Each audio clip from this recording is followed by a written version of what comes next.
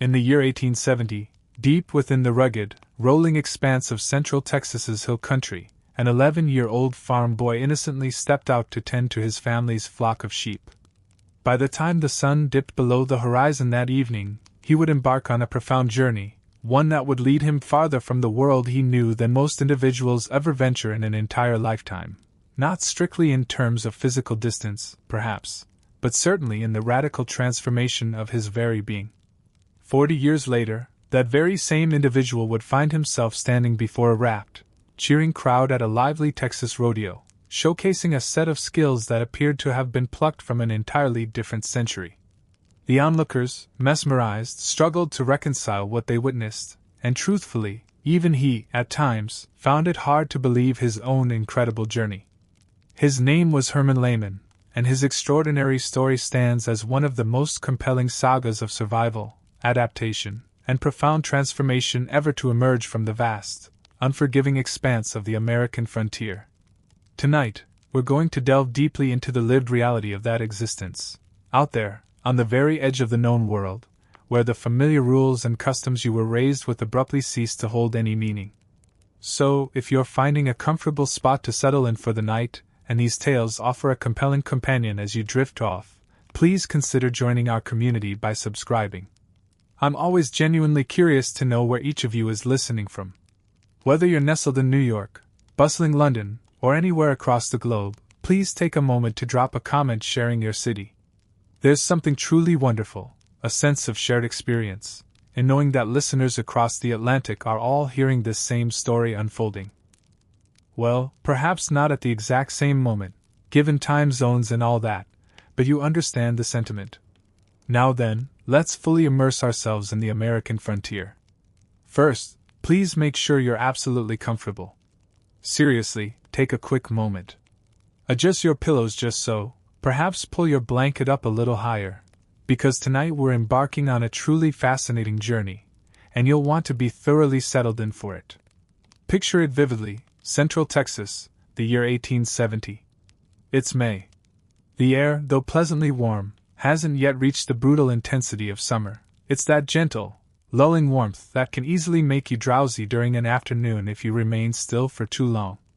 The Lehman family maintained a modest farmstead situated near the town of Mason, roughly 100 miles northwest of the bustling city of San Antonio.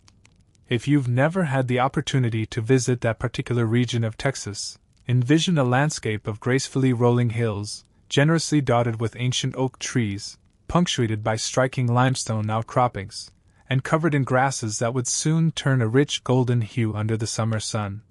It was, truly, a beautiful stretch of country, the kind of vast expanse where your gaze could travel uninterrupted for miles upon miles.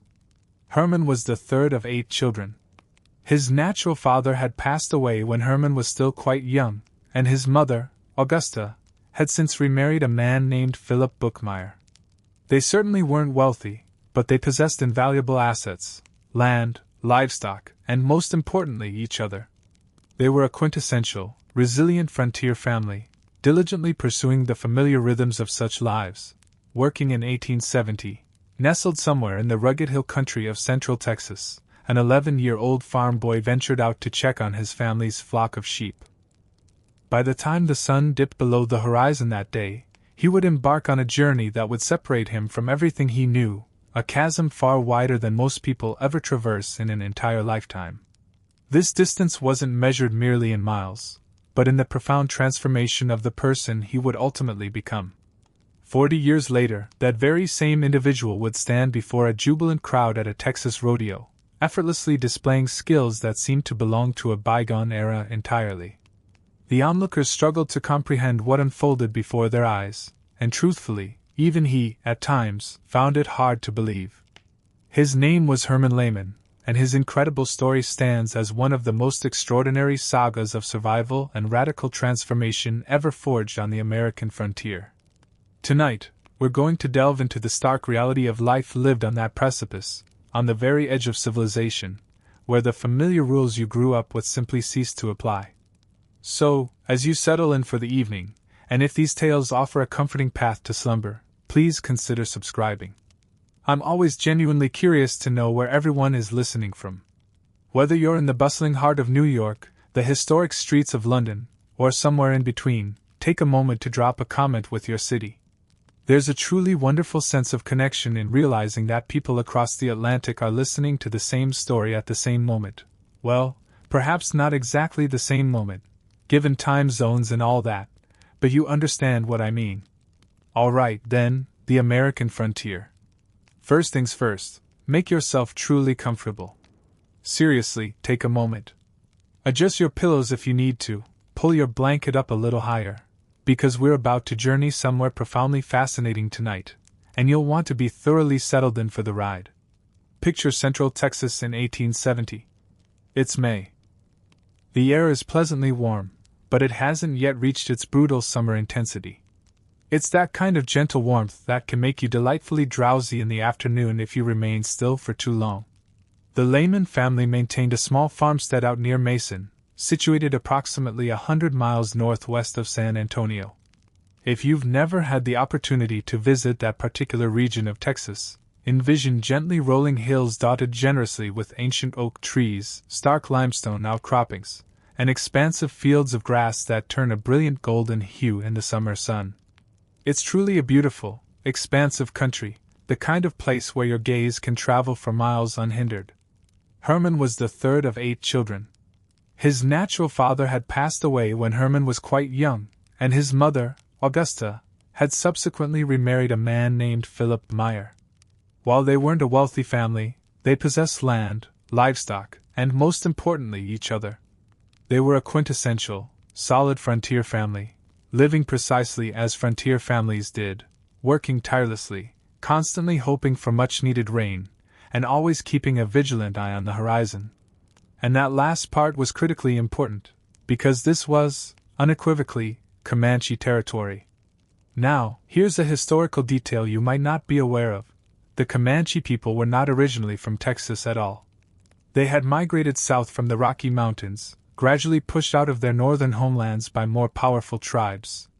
For generations, they had endured a precarious existence, just barely surviving, constantly on the move, and perpetually hungry. Then, their world changed when they encountered horses. The Spanish had introduced horses to the Americas in the 1500s, and they guarded these animals with extreme vigilance. They understood, perhaps better than anyone, the immense power that would be unleashed if the native tribes learned to ride. But over time, through a combination of trades, daring raids, and escaped animals, horses eventually spread across the vast plains. And something truly remarkable occurred when the Comanche acquired them.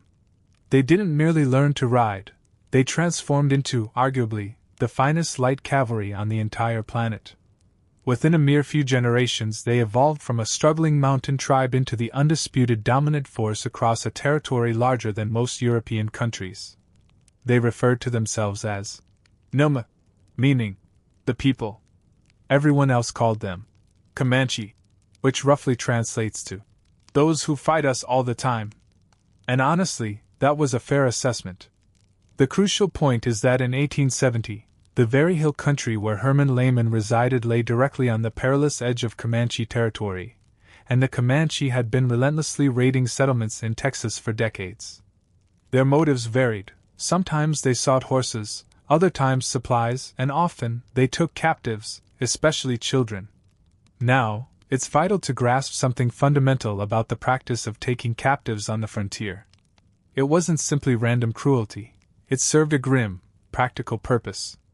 The Comanche, much like many other plains tribes, had suffered devastating population losses due to European diseases, smallpox, cholera, measles, illnesses against which they possessed no natural immunity. Taking captives, particularly young ones who could be adopted and assimilated into the tribe, was a desperate strategy for maintaining their numbers. This understanding doesn't diminish the trauma inflicted upon those children in any way, but it does help to explain why such events occurred at all.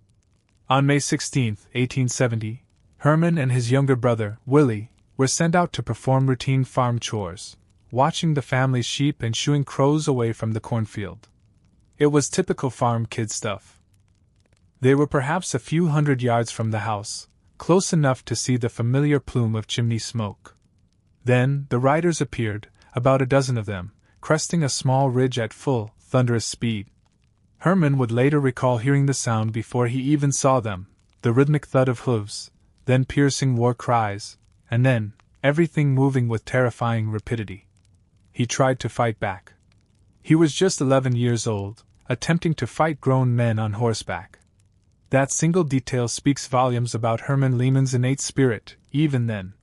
One of the warriors, a man identified as Carnivist, struck him over the head with a pistol. When Herman's vision slowly cleared, he was already bound to a horse, his home rapidly receding and disappearing behind him. His younger brother, Willie, somehow tumbled off a horse during the initial chaos of the escape and miraculously found his way back home. When the distraught family asked him where Herman was, all Willie could manage to stammer was, "Herman has gone on. Mama, they took him on." He had no idea just how profoundly right he truly was. The initial days were, frankly, agonizing. Herman was severely sunburned, dangerously dehydrated, half-starved, and utterly terrified. The raiding party moved ceaselessly, traveling mostly under the cover of night to evade any potential pursuit. They traversed vast stretches of terrain that seemed to extend endlessly, flat, desolate, the kind of landscape where you can spot someone approaching an hour before they actually reach you. At one harrowing point, Carnivist killed a calf they encountered, brutally cut it open, and forced Herman's head into the still warm stomach cavity, compelling him to drink the curdled milk from within. Herman vomited immediately. Carnivist beat him, and then forced him to consume what he had just thrown up. I recount this not for gratuitous shock value, but because it is critically important for comprehending the profound psychological shift that occurred next. Herman Lehmann, at 11 years old, was being systematically broken down. Every comfort he had ever known was irrevocably gone. His family might as well have been on another planet. The rules governing his childhood no longer applied. And at some indeterminate point during those first terrible weeks, something fundamental in Herman's mind irrevocably shifted. He made a conscious decision. If they wanted him to become Comanche, then by God, he would become Comanche. He would become the best Comanche he could possibly be. This wasn't a strategy to escape, nor merely to survive until rescue might come. It was because, in that moment, on that seemingly endless plain, it was the only thing that made any sense whatsoever. Now, this might strike us as incredibly strange, the notion of aligning oneself so completely with one's captors. But here's a critical insight into the human mind, especially the mind of a young person. It is remarkably adaptable. And when your entire former reality is utterly annihilated, sometimes the only viable option is to construct a completely new one. Furthermore, Carnivist had cruelly informed Herman that his entire family had been killed during the raid, leaving him with no home to ever return to. This was, of course, a lie, but Herman believed it implicitly for years. The Comanche warriors who had captured Herman were part of a larger band led by a formidable chief named Cordy. Over the subsequent months, Herman was put to work. It was exceptionally hard labor, carrying water, tending to horses, meticulously scraping hides. He was essentially a slave at first, occupying the lowest rung of the tribal hierarchy. But he observed everything with intense focus, and he learned. He learned how to track animals across ground that seemed to bear no discernible marks. He learned how to interpret the weather by intently watching cloud formations and sensing the subtle shifts in the wind. He learned which indigenous plants were safe to eat and which would prove fatal. He mastered the art of making fire without the aid of matches, how to locate precious water in arid country, and how to move with absolute stealth through dense brush. And crucially, he learned how to fight. The Comanche fighting style was unlike anything Herman had ever witnessed.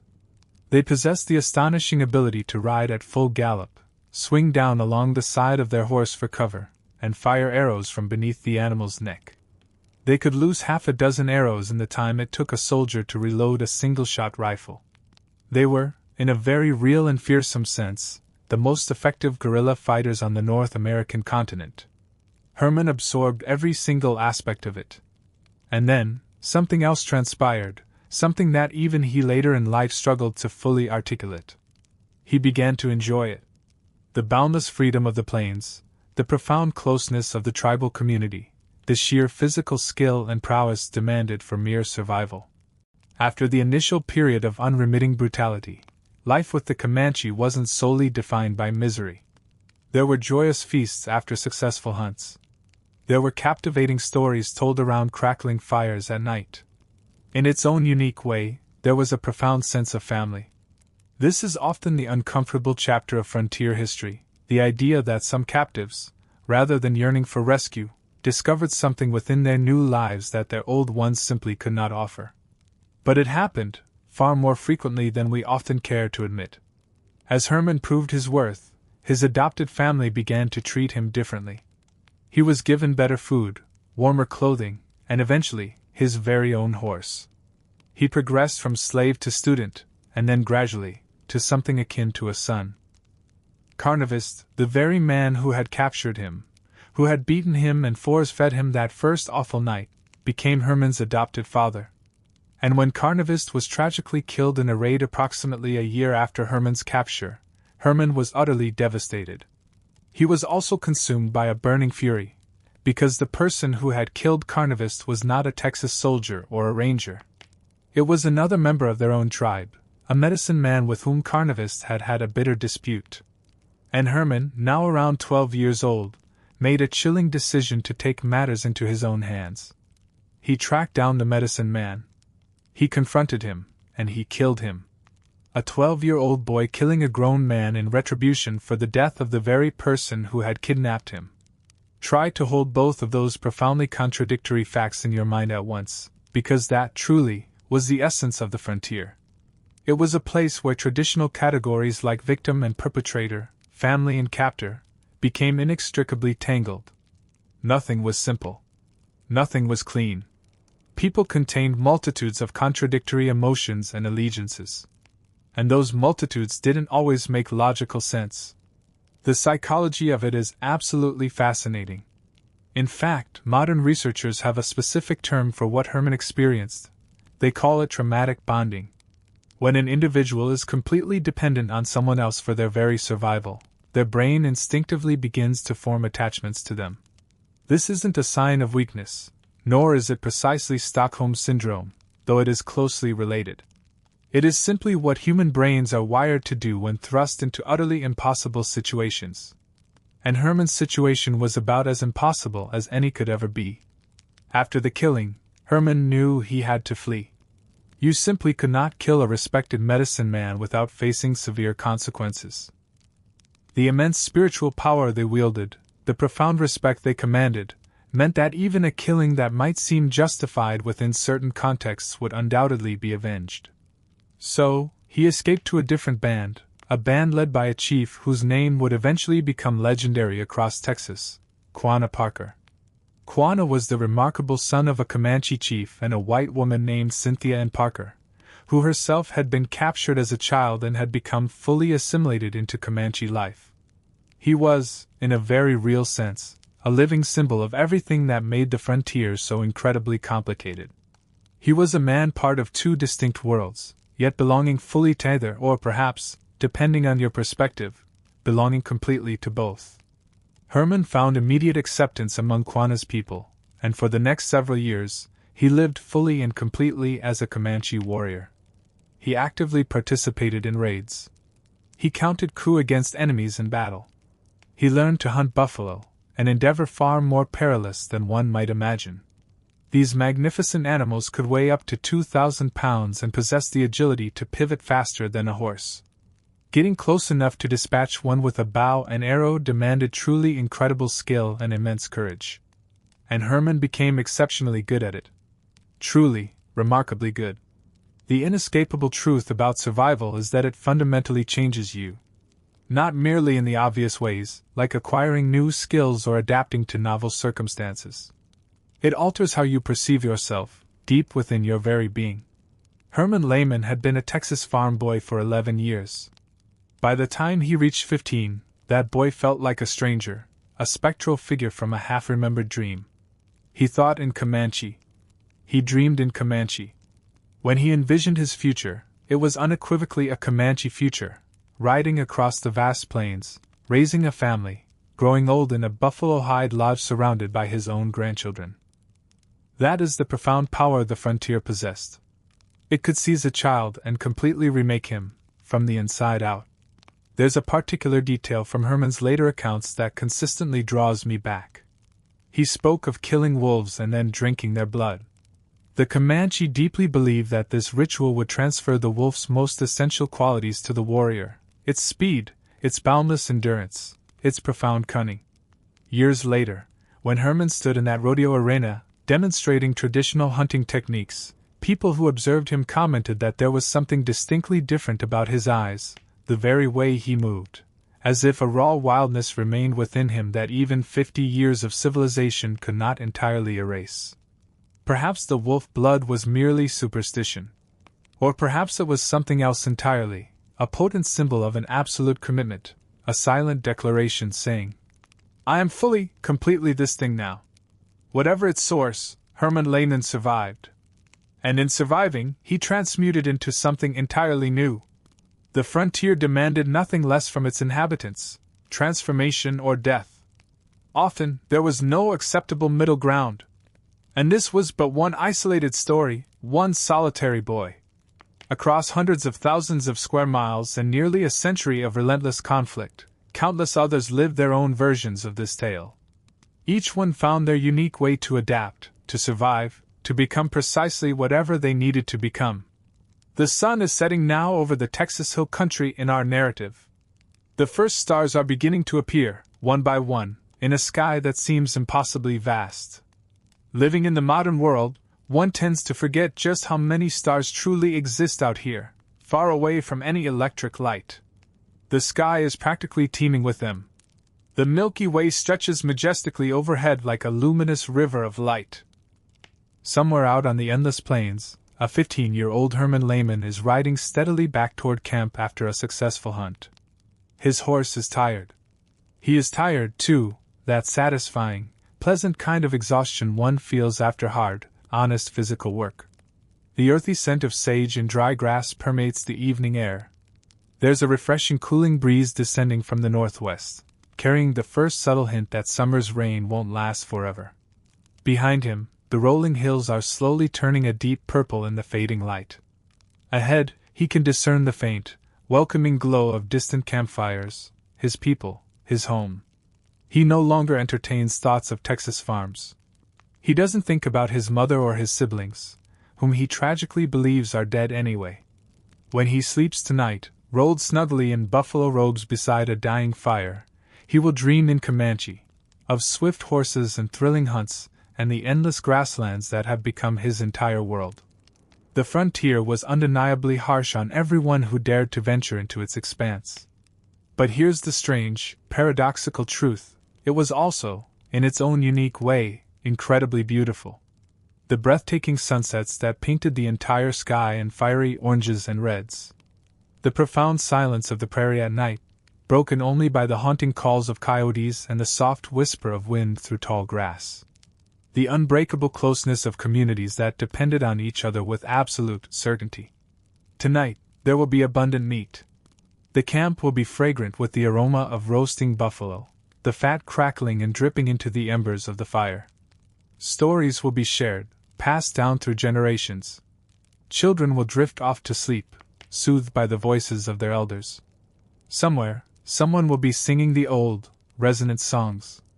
Tomorrow will bring whatever tomorrow brings. But for this very moment, right now, Herman Lehman is alive. He belongs somewhere. He has purpose. And on the frontier, that was absolutely everything. The stars continue their slow, ancient wheel overhead. The campfires burn low, their flames flickering. And across thousands of miles of wild, untamed country, countless other survival stories are quietly unfolding. Each one singular. Each one demanding everything from the people living it. We will delve into more of them, but for now, let's linger here a little longer, in this quiet, reflective moment under these endless stars, where even the most brutal chapters of frontier life could somehow contain unexpected moments of profound peace. Herman was by no means the only one learning hard, transformative lessons out there on the frontier. All across the vast American West, people were figuring out, day by arduous day, what life actually took to stay alive, and some of those lessons were truly extraordinary. Consider Kit Carson, a name you've most likely encountered. By the year 1846, Carson had already forged a formidable reputation. He was a quintessential mountain man and guide, the very sort of individual whose adventures were chronicled in newspaper articles back east. Yet, in December of that fateful year, deep within the Southern California desert, Kit Carson found himself ensnared in a predicament that would have undoubtedly claimed the life of nearly anyone else. This is precisely what unfolded. Carson was accompanying a detachment of American soldiers and Marines, numbering around 150 men, who had just endured a brutal battle against Mexican cavalry near San Diego. The Americans had, by definition, secured a victory, but it came at a devastating cost. 18 lay dead, and dozens more were so grievously wounded that they were unable to walk. Now they were utterly trapped. Mexican forces had encircled them atop a small, rocky hill, cutting off any escape. Water supplies were practically non-existent, and food was dangerously scarce. The injured men, tragically, were beginning to exhibit signs of infection, a grim reality of 1846, a century before the advent of antibiotics. Someone, clearly, had to venture out for aid. The mission required someone to stealthily penetrate the Mexican lines, traverse approximately 30 miles of hostile desert, and ultimately reach the American-held port at San Diego. Carson, ever the pioneer, volunteered for this perilous task, joined by a young Navy lieutenant named Edward Beale and a Diegueno native guide known as Kamuka. They patiently waited for the cover of nightfall before commencing their arduous crawl. I invite you to envision this scene: 3 men, flattened on their bellies in the profound darkness, painstakingly inching their way across the rugged desert terrain. They dared not carry their metal canteens, as the sloshing liquid would create far too much noise. Instead, they took one long, fortifying drink of water and abandoned all their remaining supplies. Then, Carson and Beale made a critical discovery. Their boots, scraping against the rocks, were making too much sound. Without hesitation, they removed them, tucked them into their belts, and continued their silent, barefoot crawl. They slithered right past Mexican sentries. At one particularly tense moment, a soldier on horseback paused, perhaps 15 feet from where Carson lay utterly frozen against the ground. The soldier calmly lit a cigarette, sat there smoking, seemingly enjoying the quiet night, taking his own unhurried time. Carson pressed his ear firmly to the dirt, and remained absolutely motionless. It was then that he detected something peculiar, a rhythmic thumping originating from nearby. It was Lieutenant Beale's heartbeat. The young officer was so utterly terrified that Carson could actually hear his heart violently pounding, transmitting its tremor through the very ground. Beale, in a strained whisper, suggested they leap up and fight, but Carson simply instructed him to stay down, reminding him that they had faced worse situations before. The Mexican soldier eventually finished his cigarette and rode away. Carson and his companions cautiously resumed their movement. Somewhere during their protracted crawl, their boots worked loose from their belts and vanished into the impenetrable darkness. There was no time to turn back and search. Thus, they now confronted a daunting 30-mile journey through formidable cactus country, completely barefoot. To minimize the risk of all 3 being captured, they strategically split up, each man electing a different route towards San Diego. Carson, true to his nature, chose the longest and most hazardous path. He walked through the entirety of that night, then through the next day, and then through yet another night, relentlessly stepping on prickly pear cactus, sharp rocks, and God knows what other dangers lurking in the darkness. When he finally stumbled into the American camp just outside San Diego, his feet were so utterly ravaged he could barely stand. It took him well over a week to regain the ability to walk normally. In his memoirs, Carson recounted this entire harrowing ordeal in perhaps just 2 sentences. He noted that they finally made it through, but had the misfortune of losing their shoes and were forced to travel barefoot over terrain covered with prickly pear and rocks. That terse statement, focusing solely on the misfortune of losing their shoes, is how Kit Carson chose to describe one of the most grueling survival treks in American military history. Meanwhile, the beleaguered men back on that rocky hill had spent days resorting to eating their mules, quite literally consuming them. They began with the weakest animals, stewing the meat into a thin, greasy soup that some of the men found impossible to keep down. They desperately dug holes in the sandy ground, hoping to find any moisture that might have seeped in from recent rain, then squeezed the wet soil through cloth to collect precious drops of muddy water.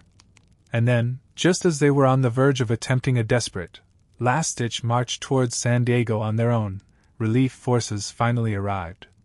Carson had succeeded. In fact, all three of them had made it, though Beale and Kamuka were in such dire condition that they had to be carried onto a ship in San Diego harbor. The hill where those soldiers had so remarkably survived soon became a local landmark, and people began calling it Mule Hill, for painfully obvious reasons. Now, here's an important point.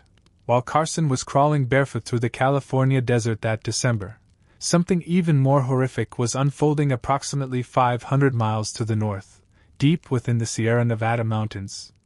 There, a group of settlers had made a catastrophic error and were about to pay for it in ways that continue to make people shudder even 170 years later. You know the name, the Donner Party. 87 individuals had departed Missouri that spring, bound for California. They were mostly families, men, women, and children, all seeking a new life out west.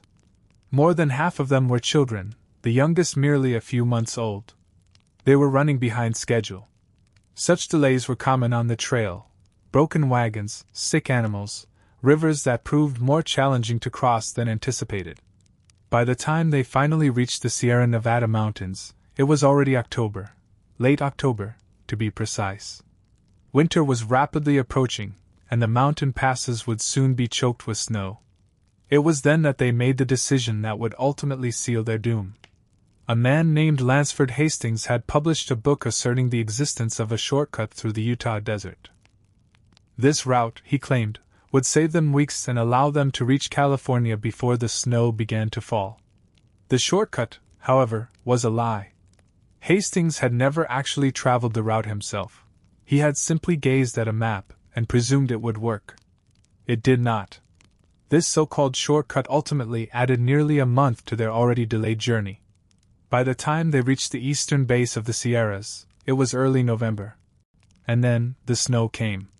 Not a light dusting, not even a typical snowfall, but an unimaginable 20 feet of snow, perhaps even more. Drifts were so deep that they completely obscured the first-floor windows of the rudimentary cabins they managed to construct. If you visit the site today, you can still observe old trees with their trunks lopped off 20 feet in the air.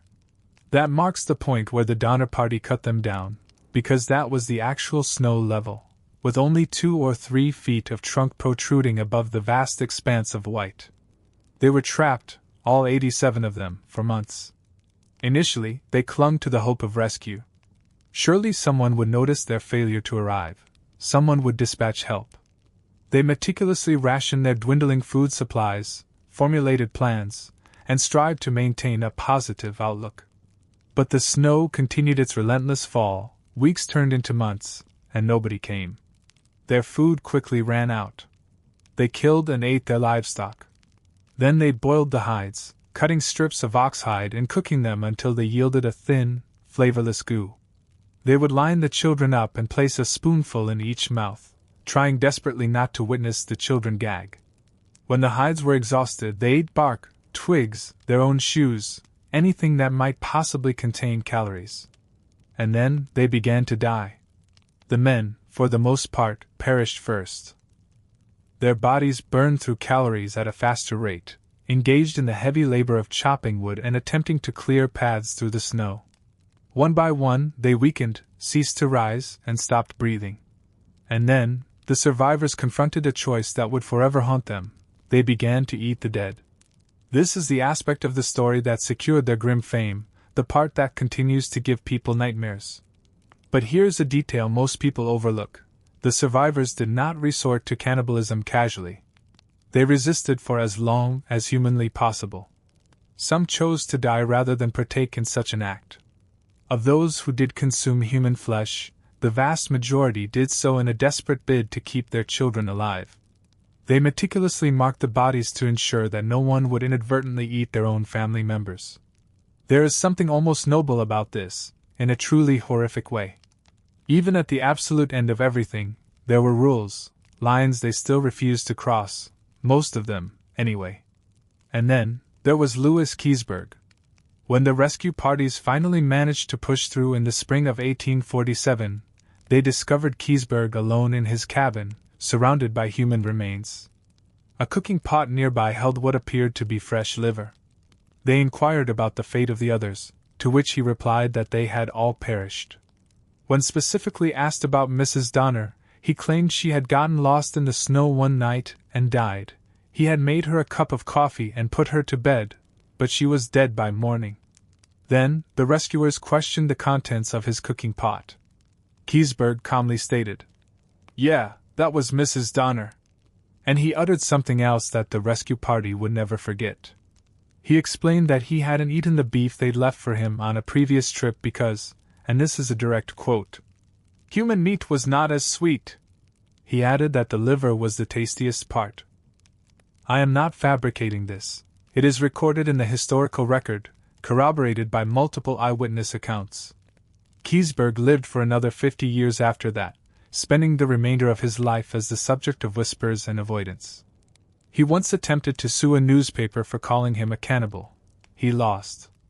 The site where all this tragedy unfolded is now a California state park, featuring a monument and a museum. The name of the lake was even changed from Truckee Lake to Donner Lake, as if the very name itself needed to bear the immense weight of what transpired there. 41 of the 87 people died. More than half of the deceased were men. The women and children, surprisingly, survived at higher rates. Perhaps this was because the men performed more strenuous physical labor, burning through their calories faster, or perhaps it was because the women were more willing to undertake whatever grim tasks were necessary to keep their children alive. Nobody truly knows for certain. But what strikes me most about the Donner Party is this: they were not weak people. They were not unintelligent people. They were ordinary families who made one catastrophic decision based on flawed information. They placed their trust in the wrong book, took the ill-advised shortcut, and the wilderness revealed to them precisely how unforgiving it could be. The frontier showed no regard for their intentions, nor for how diligently they had worked, nor how much they deserved to succeed.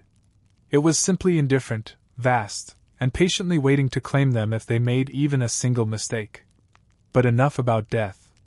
Let us return to Herman, who was rapidly becoming something of a legend in his own right, at least within his adopted tribe. By his late teens, he had already participated in dozens of raids, counted coup against enemies, and earned a formidable reputation as someone not easily intimidated. The essence of Comanche survival was not solely about individual fortitude. It was about understanding when to rely on others, when to place trust in people you might not ordinarily trust, and when to accept assistance from unexpected sources. A raid was not a collection of individuals acting independently. It was a meticulously coordinated operation.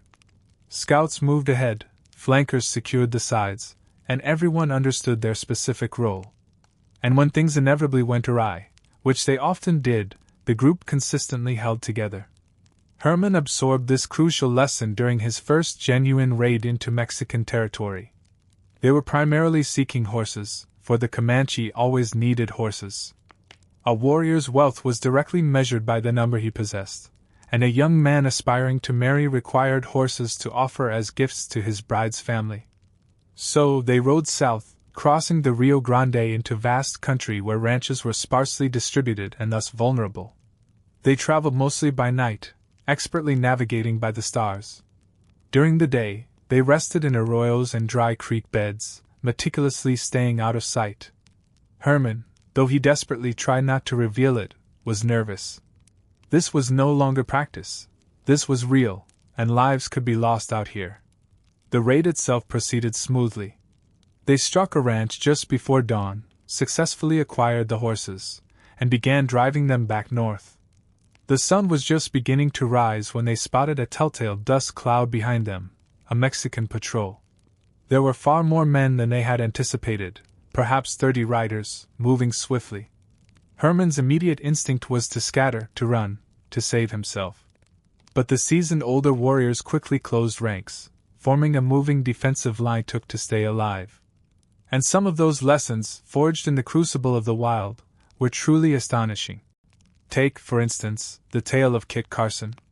You've likely encountered his name in the annals of American history.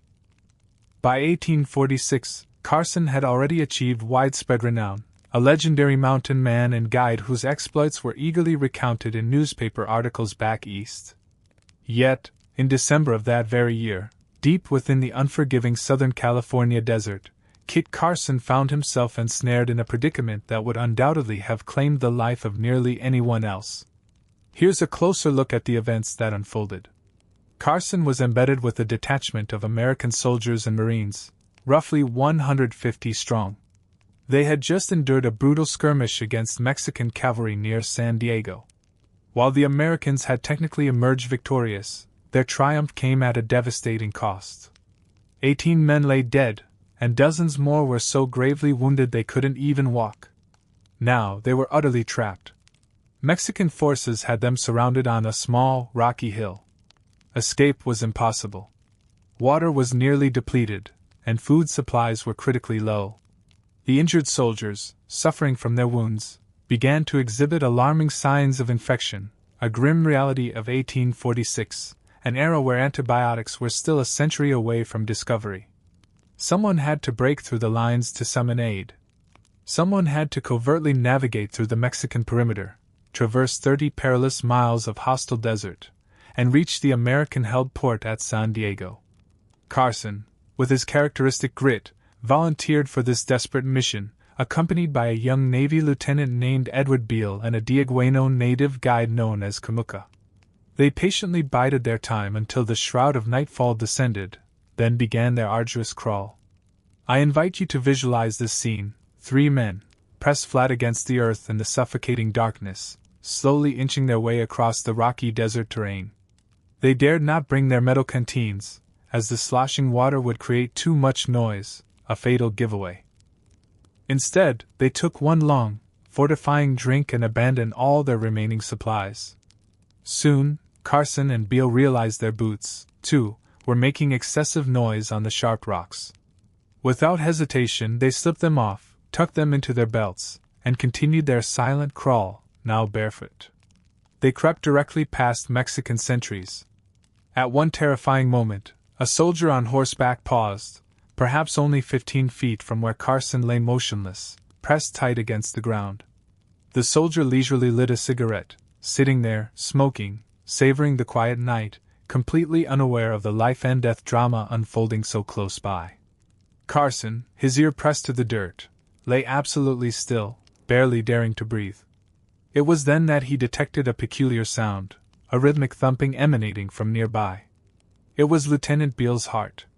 The young officer was so utterly terrified that Carson could distinctly hear his heartbeat reverberating through the very ground. Beale whispered, suggesting they should leap up and fight, but Carson, ever the pragmatist, simply told him to stay down, reminding him that they had faced worse situations before. The Mexican soldier eventually finished his cigarette and rode off into the night. Carson and his companions resumed their perilous journey. Somewhere during their protracted crawl, their boots worked loose from their belts and vanished into the impenetrable darkness. There was no time, no possibility, of turning back to retrieve them. Thus, they were forced to confront a brutal 30-mile trek through unforgiving cactus country, completely barefoot. To improve their chances, they split up, each man taking a different route towards San Diego. Carson, true to his nature, chose the longest and most perilous path. He walked through the entire night, then through the next day, and then through another night, his bare feet relentlessly treading on prickly pear cactus, sharp rocks, and God only knows what other unseen perils lurking in the darkness. When he finally stumbled, utterly exhausted, into the American camp just outside San Diego, his feet were so utterly ravaged he could barely remain upright. It took him over a week simply to walk normally again. In his memoirs, remarkably, Carson recounted this harrowing ordeal in perhaps 2 brief sentences. He stated that they eventually made it through, but had the misfortune of losing their shoes, compelling them to travel barefoot across terrain covered with prickly pear and rocks. That's how Kit Carson chose to describe one of the most grueling survival treks in the annals of American military history. Meanwhile, the desperate men back on that rocky hill had spent days in a grim struggle for survival, resorting to eating their mules, literally consuming them.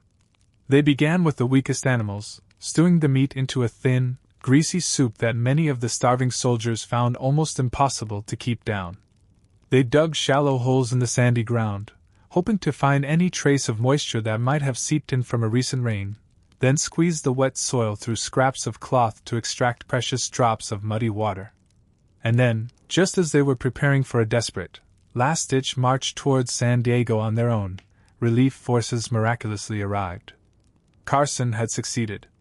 In fact, all three of them had made it, though Beale and Kamuka were in such dire physical condition that they had to be carried onto a ship in San Diego harbor. The hill where those soldiers had endured such hardships soon became a local landmark, and people began calling it Mule Hill, for painfully obvious reasons. Now, here's a crucial point to consider. While Carson was enduring his barefoot crawl through the California desert that December, something even more horrific was unfolding approximately 500 miles to the north, high in the formidable Sierra Nevada mountains. There, a group of settlers had made a catastrophic error in judgment, and were about to pay for it in ways that continued to send shivers down spines, even 170 years later. You know the name, the Donner Party. 87 people had departed Missouri that spring, full of hope, bound for California. They were mostly families, men, women, and children, seeking a new life out west. More than half of them were children, the youngest was just a few months old. They were already behind schedule, a common occurrence on the unforgiving trail, plagued by broken wagons, sick animals, and rivers that proved far more difficult to cross than anticipated. By the time they finally reached the towering Sierra Nevada mountains, it was already late October. Winter was fast approaching, and the high mountain passes would soon be choked with snow. It was then they made the fateful decision that would ultimately doom them. A man named Lansford Hastings had published a guide, falsely claiming there was a shortcut through the Utah desert. This route, he promised, would save them weeks, ensuring they reached California before the first snows fell. The shortcut, however, was a cruel lie. Hastings himself had never actually traversed the route. He had merely glanced at a map and presumptuously assumed it would work. It did not. The so-called shortcut tragically added nearly a month to their already delayed journey. By the time the exhausted party reached the eastern base of the Sierras, it was early November. And then, the snow arrived. Not just a light dusting, nor even a normal snowfall. 20 feet of snow, perhaps even more, descended upon them. Drifts grew so deep you couldn't even glimpse the first-floor windows of the makeshift cabins they hastily constructed. If you visit the site today, you can still observe ancient trees with their trunks lopped off 20 feet in the air. That's where the Donner Party had to chop them down, precisely where the snow level had risen, leaving only a scant 2 or 3 feet of trunk poking above the overwhelming white. All 87 of them were trapped, held captive by the elements for months on end. Initially, they clung to the hope that rescue would surely come. Someone would notice their absence, someone would send help. They meticulously rationed their meager food supplies, made plans, and tried desperately to maintain a positive outlook. But the snow continued to fall relentlessly, the weeks dragged on, and no help arrived. Their food quickly ran out. They slaughtered and ate their livestock. Then, driven by extreme hunger, they boiled the animal hides, cutting strips of oxhide and cooking them until they yielded a thin, flavorless goo. They would line the children up and carefully spoon a mouthful into each, desperately trying not to watch the children gag. When even the hides were gone, they resorted to eating bark, twigs, their own shoes, anything that might possibly contain calories. And then the dying began. The men, for the most part, perished first. Their bodies, burning through calories at a faster rate due to the strenuous labor of chopping wood and trying to dig paths through the snow, weakened one by one. They stopped getting up, stopped breathing. And then, the survivors were confronted with the agonizing choice that would forever haunt them. They began eating the dead. This is the harrowing aspect of the Donner Party story that etched them into infamy, the part that still invokes nightmares for people today. But here's a detail most people don't realize. The survivors did not resort to cannibalism casually or without extreme inner struggle. They held out for as long as humanly possible. Some, in fact, chose to die rather than partake in such a horrific act. Those who did consume human flesh, a great many of them did so with the desperate hope of keeping their children alive. They meticulously marked the bodies, ensuring that no one would accidentally consume a member of their own family. There's something almost profoundly noble in that, in a terrible, twisted way. Rules, even at the absolute end of everything, lines they still wouldn't cross. Most of them, anyway. Then there was Louis Keseberg. When the rescue parties finally managed to push through in the spring of 1847, they found Keseberg alone in his cabin, surrounded by human remains. A cooking pot nearby contained what appeared to be fresh liver. They questioned him about the fate of the others. He calmly stated that they had all died. When asked specifically about Mrs. Donner, he claimed she had gotten lost in the snow one night and perished. He had made her a cup of coffee and put her to bed, but she was dead by morning. Then they inquired about the contents of his cooking pot. Keseberg, chillingly, confirmed, "Yeah, that was Mrs. Donner." And he added something else that the rescue party would never forget. He explained that he hadn't eaten the beef they had left for him on a previous trip because, and this is a direct quote, "human meat was not as sweet." He claimed the liver was the tastiest part. I am not fabricating this. This account is preserved in the historical record, corroborated by multiple eyewitnesses. Keseberg lived for another 50 years after that, spending the remainder of his life as an outcast, whispered about, and actively avoided. He once attempted to sue a newspaper for labeling him a cannibal. He lost the case. The site where all this unfolded is now a California state park, featuring a monument and a museum. They even changed the name of the nearby Truckee Lake to Donner Lake, as if the very name of the body of water needed to carry the immense weight of the tragedy that transpired there. 41 of the 87 people ultimately died. More than half of the fatalities were men. Women and children, remarkably, survived at higher rates. Perhaps this was because the men engaged in more physically demanding labor, burning through their calories faster. Or perhaps it was because the women were more willing to undertake the unspeakable acts necessary to preserve the lives of their children. Nobody truly knows for certain. But here's what truly resonates with me about the Donner Party. They were not weak people. They were not stupid people. They were ordinary families who made one profoundly bad decision, based on severely flawed information, trusting the wrong book, taking the wrong shortcut, and the wilderness showed them, in the most brutal way imaginable, exactly how unforgiving it could be. The frontier cared nothing for their intentions, nothing for how diligently they had worked, or how much they deserved to succeed. It was simply indifferent, vast, and patiently waiting to kill you if you made a single mistake. But enough about death. Let us return to Herman. He was, by now, becoming something of a legend in his own right, at least within his adopted tribe. By his late teens, he had participated in dozens of raids, successfully, counted coup, against enemies, and earned a formidable reputation as someone who was not easily intimidated. The essence of Comanche survival wasn't solely about individual toughness or prowess. It was fundamentally about understanding when to depend on others, when to place trust in individuals you might not ordinarily confide in, and when to graciously accept help from unexpected sources. A raid, for example, was never a disorganized scramble of individuals pursuing their own objectives. It was a highly coordinated operation.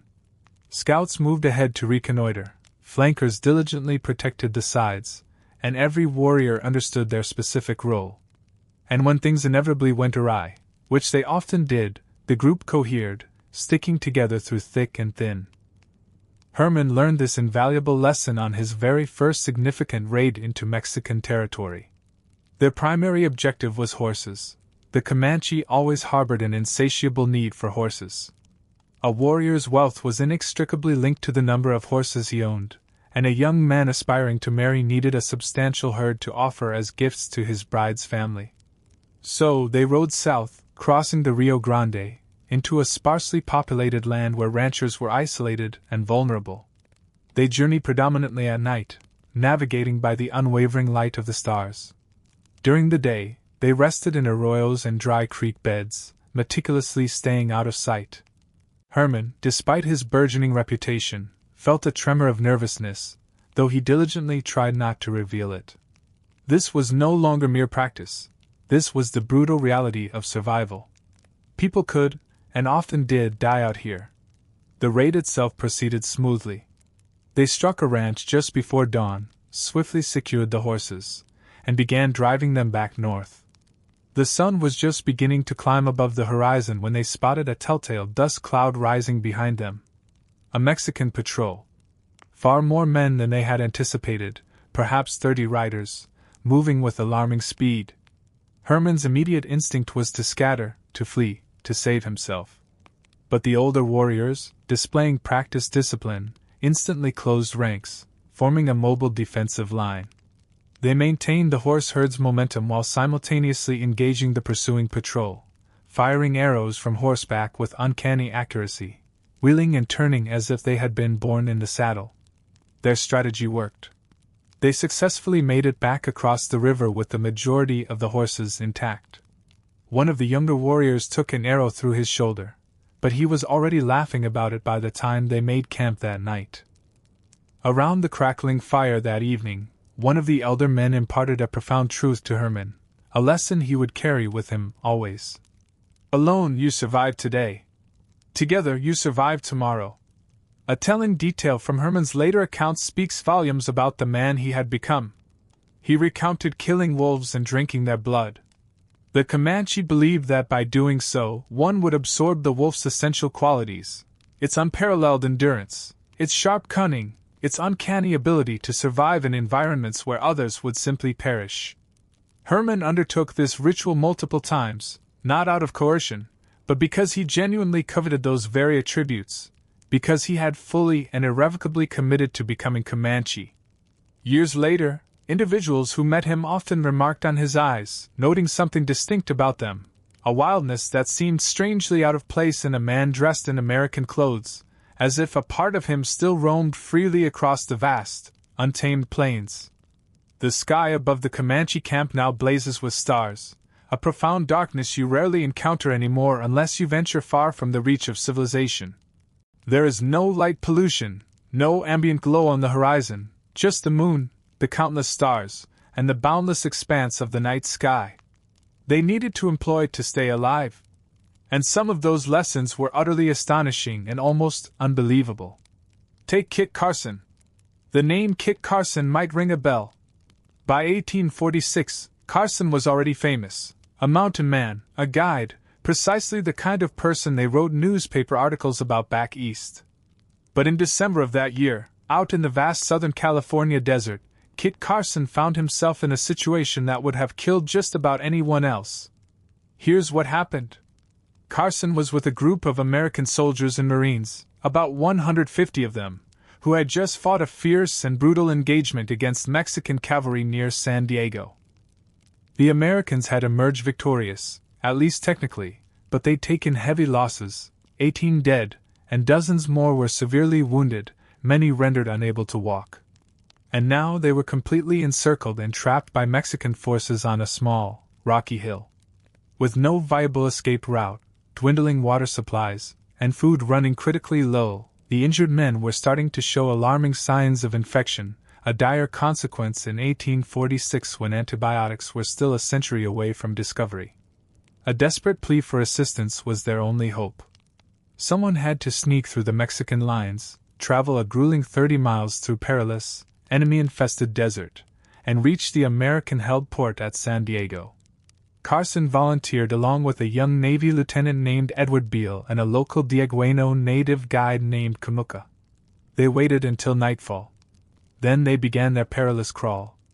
Imagine the scene, 3 men hugging the ground, inching forward on their bellies across the rugged, dark desert terrain. They couldn't risk carrying their metal canteens, as the sloshing water would betray their position, so they took a single, desperate gulp of water, abandoning all their remaining supplies. Then Carson and Beale soon realized their heavy boots were making too much noise on the sharp rocks, so they removed them, tucked them into their belts, and continued their stealthy, barefoot crawl. They crawled directly past Mexican sentries. At one point, a mounted Mexican soldier paused mere feet from where Carson lay motionless, pressed against the cold earth. The soldier calmly lit a cigarette, savoring the quiet night, seemingly without a care in the world. Carson pressed his ear to the ground, remaining utterly motionless. And that's when he heard something strange, a peculiar, rhythmic thumping emanating from nearby. It was Lieutenant Beale's pounding heart. The young officer was so consumed by terror that Carson could distinctly hear his heart thrumming against the desert floor. Beale, consumed by panic, whispered a suggestion to spring up and fight. Carson, however, simply urged him to remain hidden, assuring him they had faced graver perils before. The Mexican soldier finished his cigarette and rode off. Carson and his companions kept moving. Somewhere in all that crawling, their boots somehow came loose from their belts and vanished into the impenetrable darkness. There was no time, no opportunity, to turn back and search. So now they were facing a grueling 30-mile trek through unforgiving cactus-laden terrain, entirely barefoot. They strategically split up, each taking a different, perilous route towards San Diego, hoping to minimize the risk of all three being captured. Carson, true to his audacious nature, chose the longest and most hazardous path. He pressed on through the first night, then through the entirety of the next day, and into another night, his bare feet enduring constant torture from prickly pear cacti, jagged rocks, and countless unseen obstacles hidden in the dark. When he finally stumbled into the American camp just outside San Diego, his feet were so terribly mangled and raw that he could barely support himself. It would take him more than a week to regain the ability to walk without excruciating pain. In his memoirs, Carson recounted the harrowing journey in a mere 2 sentences. He simply noted that they had ultimately made it, despite the misfortune of losing their shoes, which necessitated traveling over ground covered with prickly pear and sharp rocks, completely barefoot. That's how Kit Carson described one of the most grueling survival treks in American military history. Meanwhile, the men back on that rocky hill had spent days resorting to eating their mules, literally consuming their pack animals for sustenance. They began with the weakest animals, stewing the tough meat into a thin, greasy broth that many of the starving men found almost impossible to stomach. They desperately dug into the sandy earth, hoping to find any lingering moisture from recent rains. They then painstakingly squeezed the damp soil through pieces of cloth, yielding only a few precious drops of muddy water. And then, just as they were preparing to undertake a desperate, last-ditch march towards San Diego themselves, relief forces finally materialized on the horizon. Carson had succeeded in his mission. In fact, all 3 men had ultimately made it, though Beale and Kamuka were in such a critical state of exhaustion and dehydration that they had to be carried aboard a ship in San Diego harbor. The desolate hill where these men had clung to life soon became a grim local landmark, aptly named Mule Hill by the locals, for reasons that were all too clear. But here's a stark contrast to Carson's harrowing tale. While Carson was crawling barefoot through the California desert that December, an even more horrific ordeal was unfolding approximately 500 miles to the north in the Sierra Nevada mountains, where a group of settlers had made a catastrophic error in judgment, one for which they would pay a horrific price that still sends shivers down spines even 170 years later. You know the infamous name, the Donner Party. 87 people had left Missouri that spring, headed for California. These were mostly families, men, women, and children, full of hope, seeking a new life and prosperity in the American West. More than half of the emigrants were children, with the youngest being a mere few months old. Their journey was already behind schedule, a common occurrence on the unforgiving frontier trails, fraught with broken wagons, ailing animals, and rivers that proved far more challenging to cross than anticipated. By the time they finally reached the formidable Sierra Nevada mountains, it was already late October. Winter's cruel grip was imminent, threatening to seal off the treacherous mountain passes with heavy snow. It was then that they made the fatal decision that would seal their tragic fate. A man named Lansford Hastings had published a guide, falsely promising a shortcut through the vast and arid Utah desert. He claimed it would shave weeks off their journey, allowing them to reach California safely before the first snows descended. The shortcut, however, was a cruel deception. Hastings himself had never actually traversed the route. He had merely speculated its viability from a map. The reality was disastrous. The supposed time-saver added nearly a month to their already delayed journey. When they finally reached the eastern base of the Sierras in early November, the infamous snows began to fall. This was no ordinary snowfall. An unprecedented 20 feet of snow, perhaps even more, blanketed the landscape. Drifts piled so high that the first-floor windows of the makeshift cabins they constructed were completely buried. Visitors to the site today can still observe ancient trees with their trunks lopped off 20 feet above the ground. This marks the precise height where the Donner Party was forced to cut them, the snow level leaving only a few feet of trunk visible above the white expanse. All 87 souls were hopelessly trapped for agonizing months. Initially, they clung to the hope of rescue, believing someone would realize their absence and dispatch aid. They meticulously rationed their dwindling provisions, made plans, and strove to maintain a positive outlook, but the relentless snow continued, weeks dragged on, and no help arrived. Their food supplies rapidly dwindled. They killed and consumed their livestock. Next, they boiled animal hides, meticulously cutting strips of ox hide and stewing them until they yielded a thin, flavorless, gelatinous goo. They would line up the children, spooning the revolting substance into each mouth, a scene no parent would ever wish to witness, trying to ignore the inevitable gags. When even the hides were gone, they resorted to eating bark, twigs, their own leather shoes, anything that might offer a single calorie. And then the dying began. Mostly, the men succumbed first. Their bodies, burning through calories at an accelerated rate from the strenuous labor of cutting wood and attempting to clear paths through the snow, weakened progressively. One by one, they ceased to rise, their breathing eventually fading into silence. It was then that the remaining survivors confronted a choice that would forever haunt their memories. They began to consume the deceased. This grim detail is what ultimately brought them infamy, a terrifying chapter that continues to fuel nightmares even today. However, a crucial detail often overlooked is this: the survivors did not resort to cannibalism lightly or casually. They resisted for as long as humanly possible. Indeed, some chose death over such an unspeakable act. Those who did consume human flesh often did so out of a desperate, primal instinct to preserve their children's lives. In a horrifying display of order amidst chaos, they carefully marked the bodies to ensure no one inadvertently consumed a loved one. There's a terrible, almost noble, dignity in that act, a commitment to rules and boundaries, even when everything else had collapsed. Most of them, at least. Then, there was the unsettling case of Louis Keseberg. When the first brave rescue parties finally broke through the snow in the spring of 1847, they found Keseberg alone in his cabin, surrounded by grim human remains, with a cooking pot nearby containing what appeared to be freshly cooked liver. When questioned about the fate of the others, he simply stated they had all perished. Pressed about Mrs.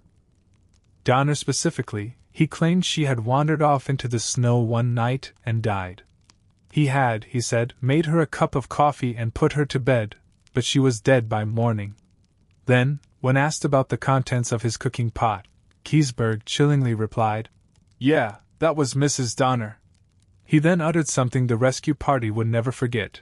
He confessed to not having eaten the beef they had left for him on a previous relief trip, because, and this is a direct quote, "human meat was not as sweet." He reportedly found the liver to be the most palatable part. This grim detail is not an exaggeration. It is firmly documented in the historical record, corroborated by multiple eyewitness accounts. Keseberg lived for another 50 years, his life an existence of quiet infamy, whispered about and shunned. He once attempted to sue a newspaper for labeling him a cannibal. He lost the case. The site of this horrific ordeal is now a California state park, home to a monument and a museum commemorating the tragedy. Truckee Lake, nearby, was even renamed Donner Lake, as if the very name of the place needed to bear the immense weight of the suffering that occurred there. Out of the 87 original members, 41 perished. Interestingly, more than half of those who died were men. Women and children, conversely, survived at higher rates. Speculation suggests this might be due to men expending more calories on strenuous physical labor, or perhaps because women were, in their maternal instinct, more willing to undertake extreme measures to ensure their children's survival. The definitive reason remains unknown. But what truly stands out about the Donner Party is this: they were not inherently weak or foolish people. They were ordinary families, striving for a better life, who made a single, catastrophic decision based on flawed information. They put their trust in the wrong book, chose the wrong shortcut, and the untamed wilderness mercilessly demonstrated its unforgiving nature. The frontier was utterly indifferent to their intentions, their hard work, or their perceived deservingness of success. It was simply a vast, impartial, and deadly force, poised to claim anyone who made a single misstep. But enough of these harrowing tales of death and despair. Let's return our focus to Herman. He was becoming something of a legend himself, at least within his adopted tribe. By his late teens, he had already participated in dozens of raids, counted coups against numerous enemies, and solidified his reputation as a warrior who knew no fear. Comanche survival, Herman quickly learned, transcended mere individual toughness. It was fundamentally about understanding when to rely on others, when to place trust in unexpected allies, and when to accept help from unconventional sources. A Comanche raid was far from a disorganized scramble of individuals. It was a highly coordinated operation. Scouts moved ahead, flankers diligently guarded the sides, and every warrior understood their specific role. Crucially, when inevitably things went awry, the group remained a cohesive unit. Herman solidified this understanding during his inaugural Rio raid into Mexican territory. Their primary objective was horses, an ever-present necessity for the Comanche. A warrior's wealth and standing were directly proportional to his horse count, and a young man seeking marriage required horses to present as gifts to his prospective bride's family. Thus, they rode south, beyond the Rio Grande, into lands where Mexican ranchers were thinly spread and vulnerable. They navigated mostly under the cover of night, guided by the stars, and rested during the day in hidden arroyos and dry creek beds, remaining carefully out of sight. Herman, despite his efforts to conceal it, felt a surge of nerves. This was no longer mere practice. This was a real, life-or-death mission where men could easily perish. The raid itself proceeded smoothly. Just before dawn, they successfully struck a ranch, secured the horses, and began driving them back north. The sun was barely rising when they noticed a telltale dust cloud churning behind them. A Mexican patrol, far larger than anticipated, perhaps 30 swift riders, was giving chase. Herman's immediate instinct was to scatter, to flee and save himself. However, the seasoned warriors quickly closed ranks, forming a mobile defensive line. They continued to drive the valuable horse herd forward while fiercely engaging the pursuing patrol, firing arrows from horseback with astonishing precision, wheeling and turning with the effortless grace of riders born in the saddle. Their coordinated effort proved successful. They managed to cross back over the river with the majority of the horses still intact. One of the younger warriors sustained an arrow wound through his shoulder, yet he was laughing about it by the time they made camp that night, a testament to their resilience. Later that night, around the flickering campfire, one of the elder warriors imparted a profound lesson Herman would carry forever. Alone you survive today. Together you survive tomorrow. A specific detail from Herman's later accounts powerfully illustrates the profound transformation he had undergone. He recounted killing wolves and ritually drinking their blood. The Comanche deeply believed that this act would imbue a warrior with the wolf's most coveted qualities: its incredible endurance, its shrewd cunning, and its unparalleled ability to thrive where others would falter. Herman performed this ritual multiple times, not out of coercion, but because he genuinely desired to possess those very attributes, signaling his complete and unwavering commitment to his adopted Comanche identity. Decades later, those who encountered him would often remark on his eyes, noting a distinctive, untamed quality. It was a wildness that seemed incongruous in a man dressed in American clothing, as if a part of his spirit forever remained unbound on the vast, open plains. Above the Comanche camp, the night sky now blazes with an unimaginable tapestry of stars, the kind of profound darkness unseen in the modern world, far from the reach of civilization. There is no intrusive light pollution, no artificial glow marring the horizon, only the brilliant moon, the countless stars, and the boundless expanse of the heavens. Herman sleeps soundly within a buffalo hide lodge, its flaps partially open to invite the gentle breeze. Around him, the familiar sounds of the camp are gradually quieting, dogs settling down, children's voices softly fading, and somewhere, an old woman humming a gentle melody to herself. The interior of the lodge carries the rich scents of wood smoke and tanned leather, a combination that has become deeply familiar and profoundly comforting to him. The buffalo robes in which he is enveloped are soft and warm, their texture smoothed by years of constant use. Tomorrow may bring another raid, another hunt, another daunting challenge to overcome and survive. But tonight there is only this enveloping warmth and profound darkness, the steady, slow rhythm of his own breathing, the faint crackle of a dying fire in the distance, and the haunting hoot of an owl. The Comanche lived by a profound saying, "Every day above ground is a gift from the spirits." Herman now understood the deep truth of this wisdom. After witnessing the extreme hardships and brutal realities the world could inflict upon an individual, simply being alive felt like an extraordinary miracle. Sleep comes easily and deeply in this wild expanse when one is sufficiently exhausted. And Herman Lehman is indeed very, very tired. His eyes finally close, his breathing evens, and the ancient stars continue their slow, silent rotation overhead, the very same stars that humans have slept beneath since time immemorial.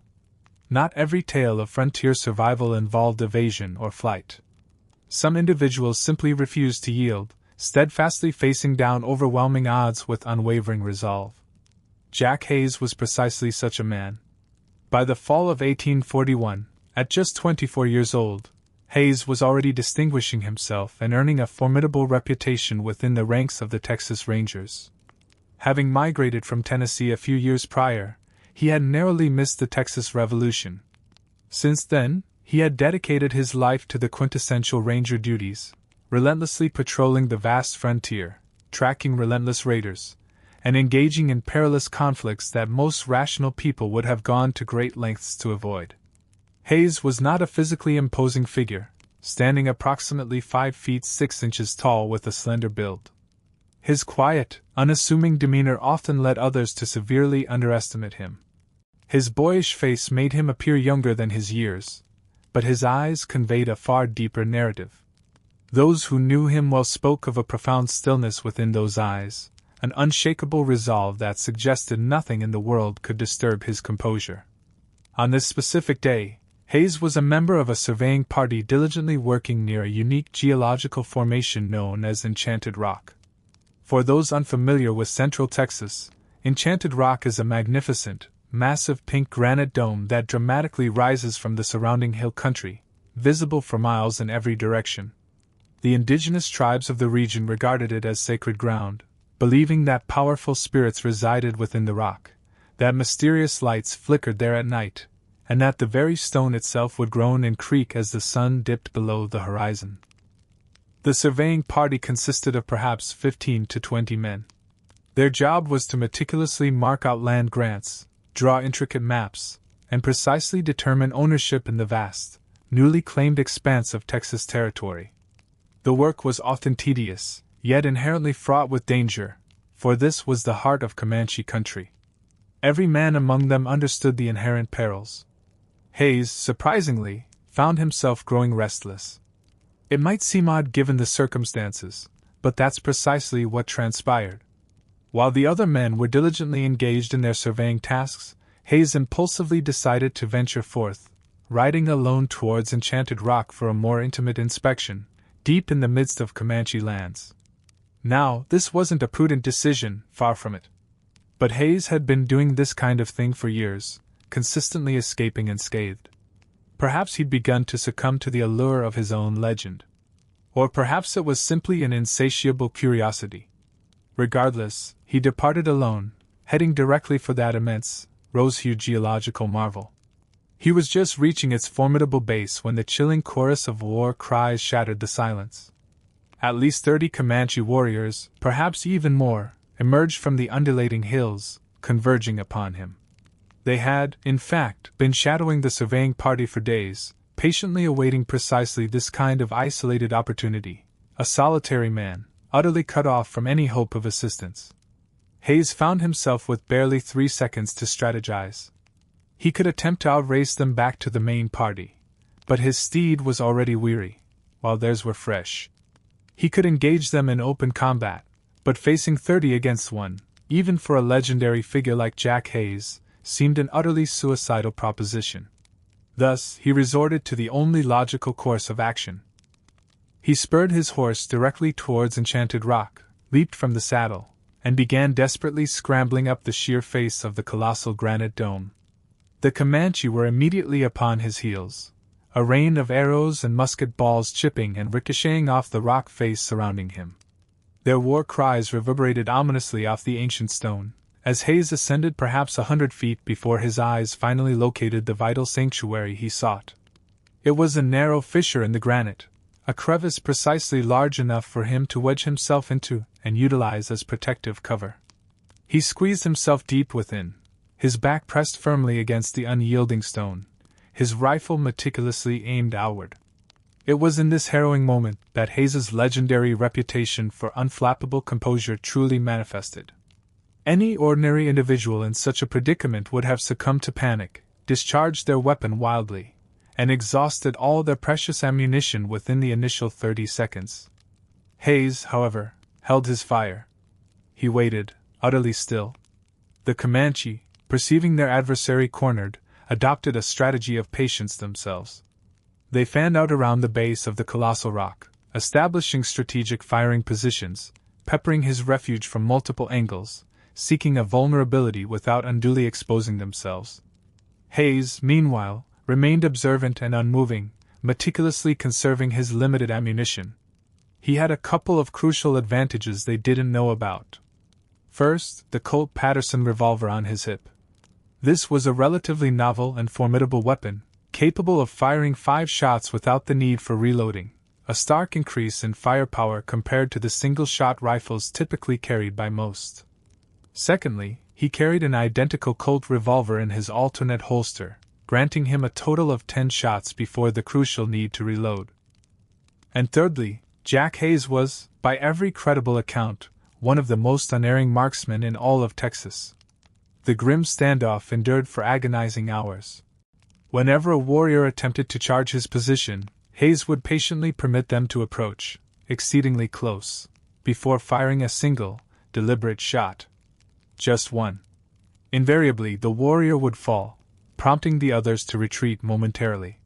He refused to squander precious bullets on speculative long-range attempts. He never succumbed to panic, even as they drew near, choosing instead to wait with cold precision for an absolutely clear target, then taking it with deadly accuracy. A Comanche chief, recounting the ordeal years their primary duty involved surveying land grants, meticulously drawing maps, and precisely determining ownership within the vast, recently claimed Texas territory. While the work was generally mundane, it was also exceedingly perilous, as they were deep in Comanche country.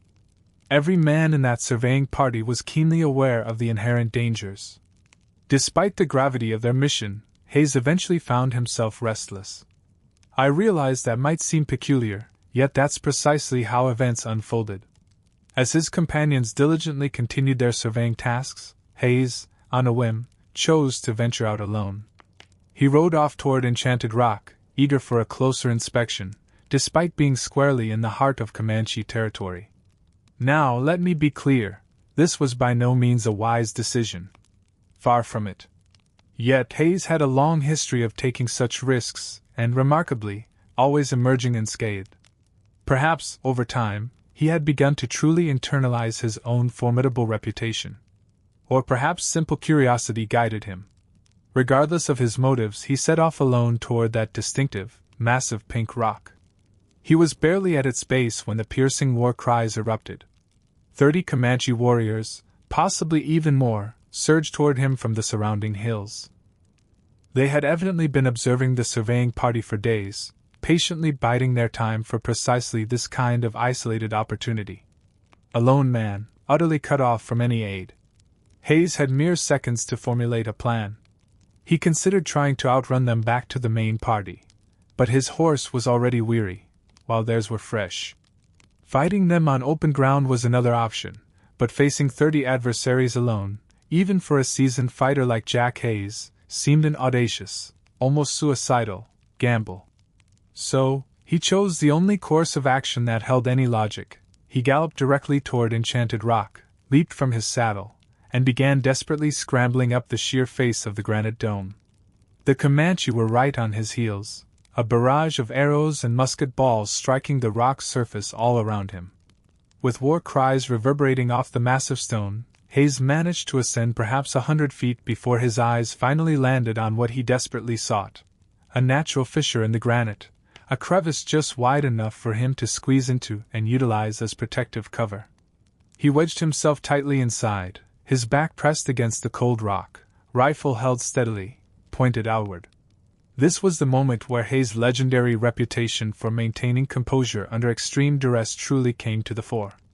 Any ordinary individual, thrust into such a harrowing predicament, would undoubtedly have succumbed to panic, commenced firing erratically, and squandered all their precious ammunition within the first frantic 30 seconds. Yet Hayes did not discharge a single shot initially. He simply waited. The Comanche, observing their adversary seemingly trapped, decided to exercise patience themselves. They fanned out around the base of the rock, establishing various positions, and began to fire at him from multiple angles, attempting to pinpoint a weakness or an entry point without overly exposing themselves. Hayes, for his part, remained steadfast, meticulously conserving his limited ammunition. Hayes possessed a few critical advantages of which his attackers were entirely unaware. Firstly, there was the Colt Patterson revolver holstered at his hip, a relatively novel and revolutionary weapon for its time.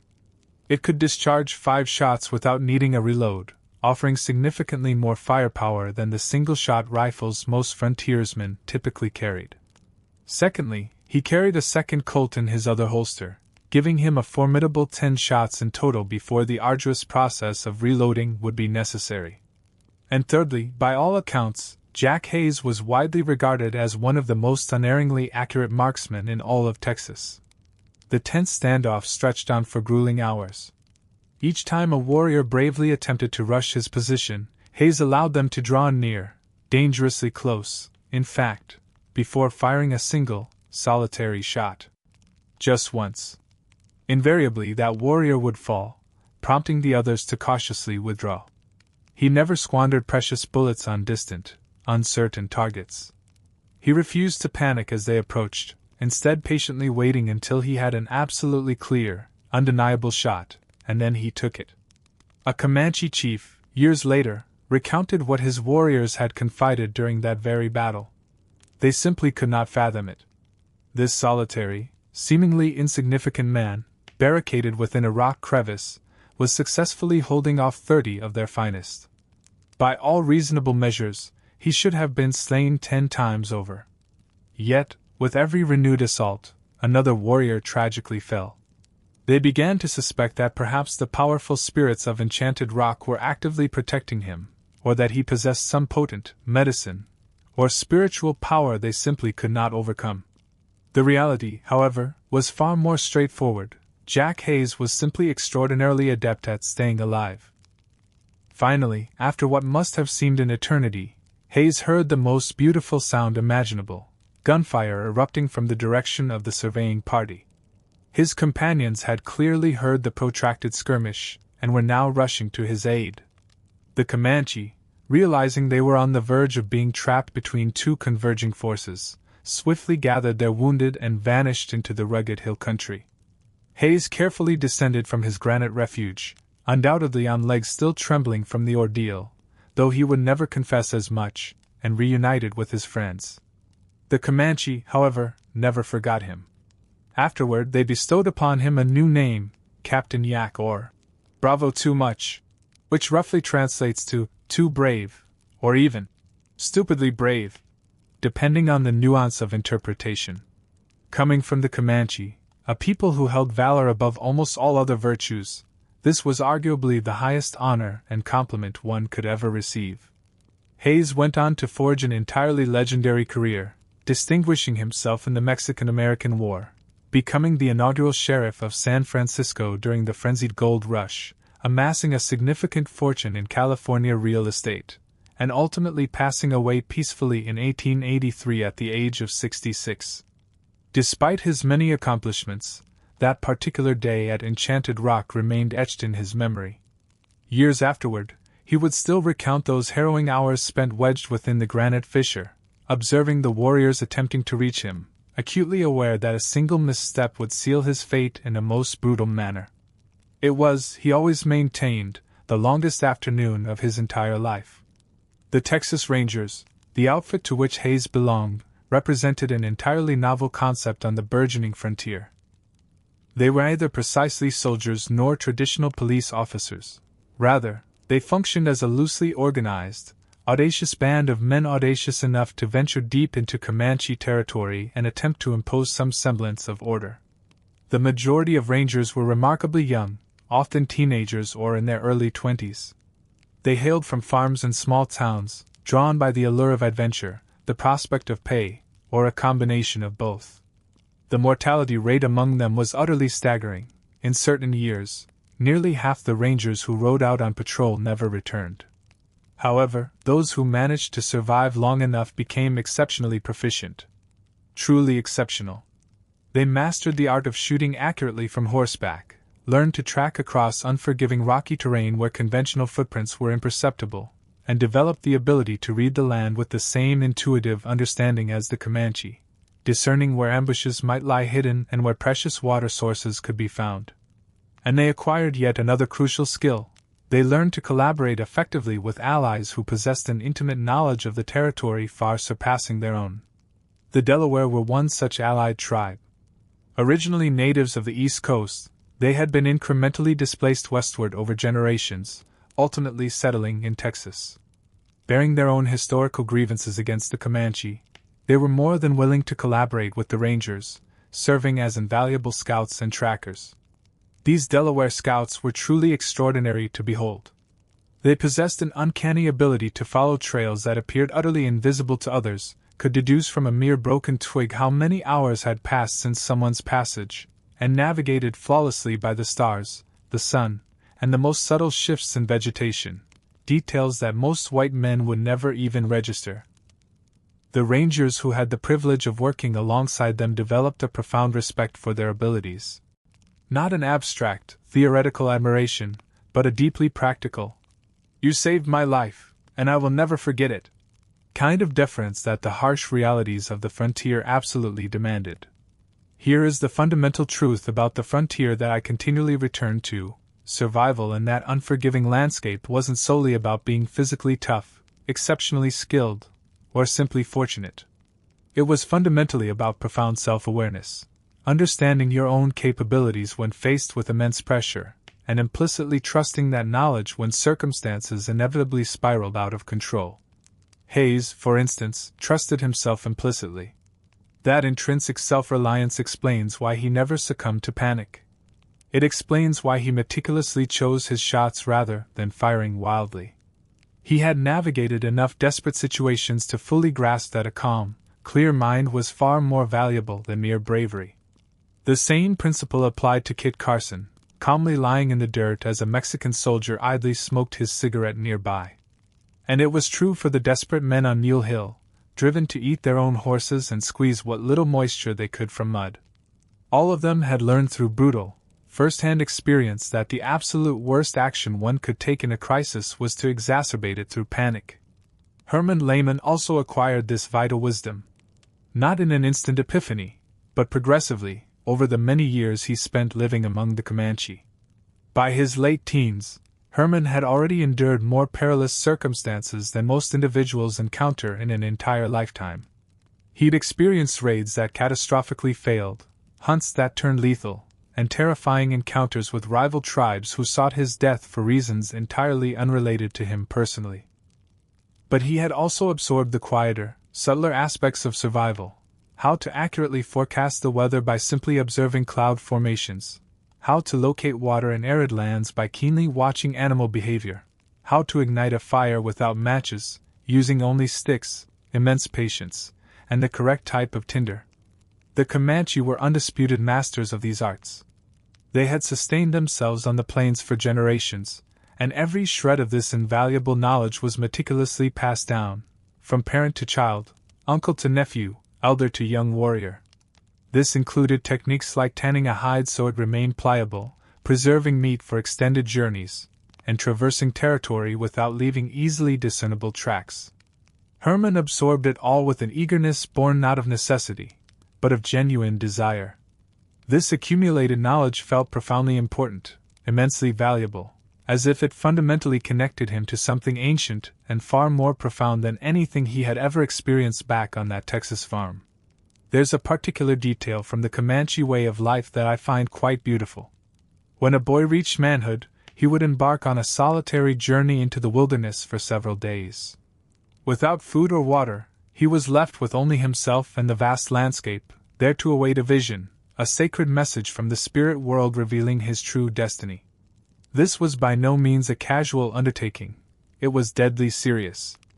Young men occasionally perished out there from exposure, severe dehydration, or simply tragic misfortune. The elders would guide a boy to a sacred location, typically a high vantage point offering an expansive view of the surrounding country, send him off alone, and then they would patiently wait. Herman, too, undertook this rite. He climbed to a high place, sat down, and waited. The first day proved relatively tolerable. Hunger was a manageable sensation, and thirst, while a nuisance, was nothing more. He observed the long shadows shifting across the plains as the sun arced overhead, watched hawks gracefully circling on thermal currents, and saw the prairie grass ripple in patterns that almost mimicked flowing water. The second day, however, was significantly more arduous. His lips began to crack painfully, and his throat felt parched, like sandpaper. Hunger had transformed into a persistent, dull ache that offered no reprieve. Yet he persevered. The elders had imparted to him the wisdom that the vision would not manifest until he was utterly empty, until all the insistent distractions and demands of the physical body had receded into mere background noise. By the third day, Herman found himself questioning the very nature of reality. The landscape appeared to shimmer and subtly shift. Illusory shapes flickered in his peripheral vision, only to disappear the moment he turned his gaze directly upon them. His own heartbeat throbbed impossibly loud within his ears. And then, in that liminal space between sleeping and waking, the vision finally materialized. A wolf, running wild and free across the vast plains, tireless, fearless, beholden to no one. It met his gaze with eyes that seemed to contain centuries of ancient wisdom, and then, as suddenly as it appeared, it vanished. Herman returned from that profound experience a changed man, imbued with a newfound self-assurance. The last vestiges of the frightened, 11-year-old farm boy had, at long last, dissolved. In his stead stood a new individual, someone who now belonged to this land in a manner most white men never would. The elder warriors treated him with a distinct difference afterward. He was no longer a captive. Not truly. He wasn't even merely an adopted son. He was simply one of them, a Comanche warrior, possessing his own spiritual medicine, his own guiding vision, and his own undeniable place within the tribe. The night sky above Texas is truly a spectacle unto itself. Miles away from any electric light, one can witness the Milky Way unfurl majestically from one horizon to the other, stars so densely packed they appear to overlap. Occasionally, a bright streak of a meteor burns up in the vast atmosphere. Herman would sometimes lie on his back for hours, simply gazing at the sky, lost in thought. These weren't anxious thoughts, but rather reflections on his past journey, his current path, and the deeper meaning of it all. The Comanche held the belief that the stars were the eternal campfires of their ancestors, and that upon death, one would ascend to join them, becoming an intrinsic part of that magnificent river of light. It was a profoundly comforting notion, this idea that death was not an ultimate cessation, but merely a transition to a different realm. On quiet nights such as these, Herman could almost perceive the presence of those ancestors watching over him, not in judgment, but simply present, an integral part of the unbroken chain of survival that extended back through countless generations. Inside the lodge, the fire had dwindled to glowing orange coals. Outside, the prairie grass rustled softly in a gentle breeze. Somewhere in the distance, a nightbird uttered its distinctive call, one of those lulling sounds that could effortlessly draw you into slumber if you allowed it. The Texas frontier, despite its abundance of violence, constant struggle for survival, and pervasive death, was also comprised of moments like these, tranquil nights, the warmth of a fire, and the profound, simple pleasure of being alive after yet another day where one's continued existence was never assured. Herman drew his buffalo robe more tightly around himself, and closed his eyes. Tomorrow would unfold as it would, bringing whatever challenges it held. But in this immediate moment, everything was profoundly peaceful. The stars continued their slow, celestial rotation overhead, and the wind maintained its soft whisper through the tall grass. And all across the vast frontier, in 1,000 diverse camps, cabins, and forts, countless other individuals were also drifting off to sleep. Each person with their own unique story, their own personal struggles, and their own small, hard-won victories against the immense, indifferent power of the wild. Ultimately, this was the true essence of survival. Not merely the dramatic, pulse-pounding moments, though those certainly occurred.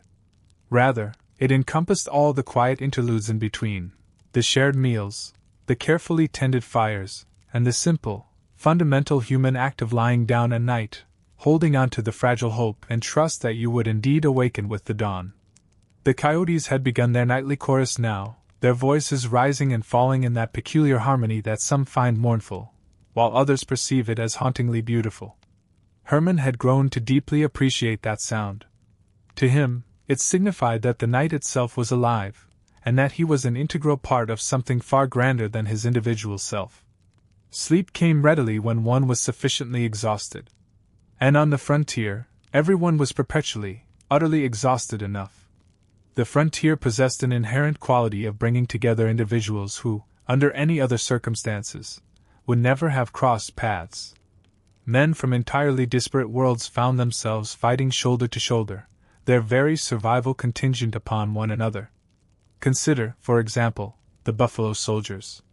Following the conclusion of the Civil War in 1865, the United States Army established 4 distinct regiments composed of black soldiers.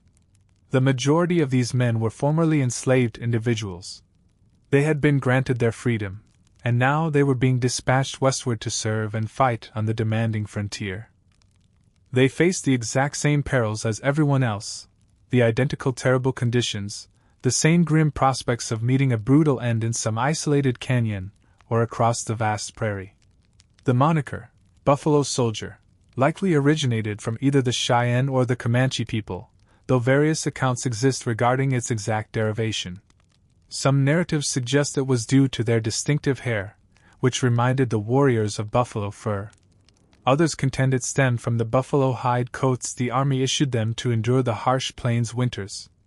Regardless of its precise origin, the powerful name endured.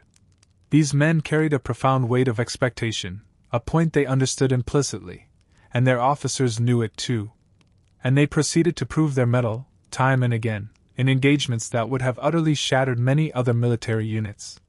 Among these distinguished soldiers was a man named Pompey Factor, born in 1849 to an escaped enslaved father and a mother from the Biloxi tribe. His family had sought refuge in Mexico for years, living deep within the mountains of northern Coahuila, before eventually returning to Texas once the Civil War concluded. Factor possessed an intimate knowledge of the frontier, rivaling anyone. He had spent his formative years growing up in wild, untamed country, mastering the arts of tracking, hunting, and sheer survival in environments that would prove fatal to most within a mere week.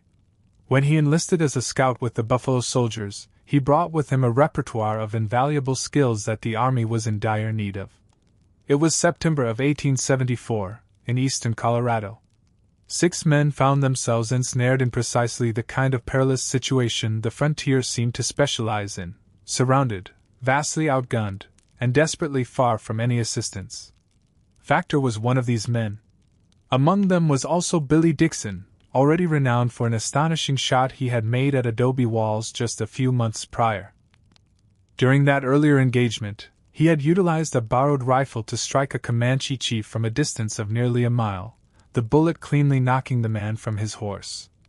Following that remarkable feat, the attackers had retreated, seemingly convinced that the spirits were not in their favor that day. Dixon served as a civilian scout attached to the army. Alongside him were 4 soldiers and another scout named Amos Chapman. They had been tasked with delivering messages across Comanche territory when they suddenly encountered a formidable war party. This was no ordinary group. It was comprised of over 100 Kiowa and Comanche warriors, moving with swift determination and clearly seeking conflict. The 6 men had approximately 3 seconds to make a decision. They certainly couldn't outrun that many mounted warriors, nor could they find adequate concealment in terrain as flat as a tabletop. Their solitary option was to stand and fight. The initial exchange of gunfire proved devastating, killing one of their horses and inflicting such severe wounds upon Private George Smith that he became utterly immobile. The bullet had torn through his lung, and he collapsed precisely where he was struck, some 70 yards from where the others frantically sought cover. Here's the stark reality. The surviving soldiers presumed Smith was dead.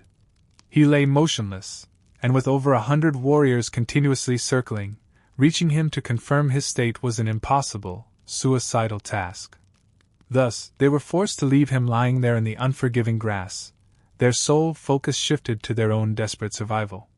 They eventually discovered a buffalo wallow, a shallow depression in the vast prairie where buffalo typically rolled in the dirt. It spanned perhaps 10 feet across, offering minimal cover, yet it was undeniably better than nothing at all. The men plunged into the meager pit, immediately beginning to dig with their bare hands and knives. They frantically piled up the soft earth around the edges, striving to construct some semblance of a barricade as arrows and bullets continuously kicked up dirt around them. During this desperate scramble, Amos Chapman was hit. A bullet violently shattered his leg below the knee. He cried out to Billy Dixon, informing him of his injury and his inability to walk. Dixon, without hesitation, made a decision that, by all rational accounts, should have cost him his life. He bolted out of that wallow, traversing 70 yards of wide-open ground under the watchful eyes of 100 hostile warriors. He scooped Chapman up and, incredibly, carried him back to the relative safety of their makeshift fortification. Chapman, a significantly larger man, was effectively dead weight, yet Dixon managed to haul him to the wallow regardless. It was then that someone observed Private Smith, still out there in the grass, was miraculously still alive. They could perceive a slight, almost imperceptible, movement, but he was moving. Private Peter Roth immediately volunteered to retrieve him. The situation was identical to Dixon's previous heroic act: open ground, no cover, and enemy warriors swarming everywhere. Roth bravely ran out, confirmed Smith was indeed breathing, and together with Dixon, they dragged the gravely wounded man back to the wallow. Smith was in dire condition. That bullet through his lung was slowly but surely claiming his life. Yet, at least he wouldn't perish alone out there in the desolate grass. For the next several grueling hours, those 6 men valiantly held off more than 100 attackers. The Kiowa and Comanche warriors charged in relentless waves, only to be repeatedly driven back by the soldiers' disciplined rifle fire. They were not simply spraying bullets, they were carefully picking their shots, making every single round count, acutely aware they might exhaust their ammunition long before the enemy's patience wore thin. Then, the already grim situation worsened as the weather drastically changed. A bitter cold front swept through, plummeting temperatures and unleashing a hard, driving rain. The buffalo wallow, which had earlier offered them a fragile salvation, began to fill with water. Soon, 2 inches of brown, muddy water mixed ominously with the blood flowing from the wounded men. The cold became truly brutal. These men possessed no coats, no blankets, nothing but their thin shirts and the clothes on their backs to protect them. They endured that night huddled in the mud and rain, shivering uncontrollably, surrounded by an implacable enemy, and tormented by the slow, agonizing deaths of their comrades. Chapman's shattered leg was rapidly deteriorating. Even in the dim light, they could discern its alarming swelling. He uttered no complaint, however, simply sat there in the mud and water, his teeth chattering incessantly, desperately fighting to retain consciousness. At one point during the harrowing night, one of the men tentatively asked Chapman if he believed they would make it out alive. Chapman responded with words that resonated with the others for the remainder of their lives. He claimed he had been in worse predicaments than this, a statement that was likely a fabrication, but an incredibly useful one for maintaining morale. Private Smith, sadly, did not survive. He succumbed sometime during the night, still within that waterlogged wallow, encircled by the very men who had risked their own lives to bring him in. His final words were a tender inquiry about his mother. They buried him right there in the mud before the sun's first rays appeared, marking the grave as best they could, knowing full well they might never locate it again. At dawn, Billy Dixon, the most capable among them, painstakingly crawled out of the wallow and began to walk. Someone had to go for help, and he was the only one in sufficient condition to attempt it. He managed to travel about half a mile before fortuitously encountering an army supply column that had been dispatched to search for them. When the long-awaited relief force finally reached the wallow, they discovered the survivors in a terribly rough state. Amos Chapman's leg was so severely damaged that it later required amputation. Yet, miraculously, they were alive. Against all conceivable odds, most of them had survived the ordeal. All 6 men who fought in that wallow were subsequently awarded the Medal of Honor, even Private Smith, who tragically did not make it through the night. The Army was determined that the world should know what these men had accomplished, what incredible hardships they had endured. In a broader context, similar courage was displayed by Buffalo Soldiers, African American regiments, who continued to serve on the frontier for decades thereafter, engaging in dozens of battles and earning a total of 18 Medals of Honor. Through their relentless bravery and sacrifice, they slowly, and sometimes grudgingly, earned the respect of people who had initially dismissed their capabilities. This was, in essence, the profound effect the frontier had on people's prejudices. It simply did not concern itself with the color of one's skin or their place of origin. It posed only one stark question: can you survive? If you could, you earned your place. If you could not, well, the unforgiving land possessed its own definitive ways of permanently resolving that issue. By the time of the Buffalo Wallow fight, Herman Lehman was in his early 20s. He had already lived as a Comanche for more than a decade. The frightened farm boy he once was had long since vanished. In his place stood a seasoned warrior who had participated in countless raids, hunted buffalo across the vast staked plains, and had earned his esteemed place within the tribe through sheer blood and skill. But undeniable changes were sweeping across the land. Even out on the sprawling plains, their subtle presence could be felt. The once abundant buffalo herds were visibly dwindling, with fewer of them appearing each successive year. White hunters were indiscriminately slaughtering them by the thousands, merely taking the valuable hides and abandoning the vast quantities of meat to rot on the prairie. It felt like witnessing a slow-motion disaster unfold before their very eyes. The Comanche people depended entirely on these magnificent animals for every aspect of their lives: food, clothing, shelter, and tools. Without the buffalo, their entire way of life, their very culture, would inevitably collapse. Herman had personally witnessed the horrific killing grounds, miles of prairie completely blanketed with the decaying carcasses of buffalo. The stench was utterly indescribable, a thick, nauseating pall over the land. Buzzards gathered in such immense numbers they literally darkened the sky, momentarily blocking out the sun. And for what ultimate purpose? Hides destined to be shipped back east, processed into leather belts and industrial machine parts. The meat, the very sustenance of life, was simply left to spoil. This wanton waste made absolutely no sense to the Comanche. When they killed a buffalo, they meticulously utilized every single part: the meat for nourishment, the hide for clothing and teepees, the bones for tools and weapons, the sinew for thread and bowstrings. Nothing was ever wasted, nothing was ever left behind. However, these white hunters operated with a fundamentally different mindset. They extracted only what they desired and then simply moved on. And with every buffalo they killed, there was one less available for the tribes to depend on for their survival. Meanwhile, the soldiers continued their relentless advance. More forts erected, more patrols sweeping through, exerting ever-increasing pressure from every conceivable direction. The traditional hunting grounds were shrinking, and places that had been safe havens for generations were now fraught with peril. Trails that the Comanche had traversed for centuries were now under constant surveillance by cavalry patrols. The Red River War had already been raging for months, with soldiers pushing deeper and deeper into Comanche territory, systematically destroying winter camps and slaughtering hundreds of horses to cripple the warriors' mobility. It was a drastically different kind of warfare than the Comanche were accustomed to, not sporadic raids and counter-raids, but something far more systematic, more definitive, and ultimately, more final. Herman could clearly perceive the trajectory of these events.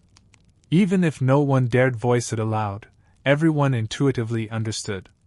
The free, unconstrained life they had known could not possibly endure forever. The pressing question was simply how much longer they could cling to it. How many more winters would they endure? How many more successful hunts could they hope for? How many more nights would they spend beneath the boundless stars before their entire world irrevocably changed? Around the campfires at night, quiet discussions unfolded, hushed conversations about their predicament and what course of action to take. Some of the younger, more fiery warriors advocated for fighting harder, for making the white men pay such an exorbitant price that they would eventually abandon the plains. Others, typically the older, more pragmatic individuals, spoke of seeking peace, of finding some viable way to survive in this daunting new world that was inexorably arriving, whether they welcomed it or not. Herman himself felt torn, unsure of where he truly stood. A part of him yearned to fight. That was the part that had fully embraced his Comanche identity, the part that had drunk wolf blood, counted coup, and earned its place through acts of violence. Yet, another intrinsic part of him, a faint remnant of that farm boy from Mason County, understood with growing clarity that one simply cannot fight indefinitely. At some critical juncture, a person must inevitably figure out how to simply live. The stars overhead appeared different at this particular time of year, with various constellations gracefully rising in the east. The Comanche possessed distinct names for each of them, along with ancient stories detailing their celestial origins.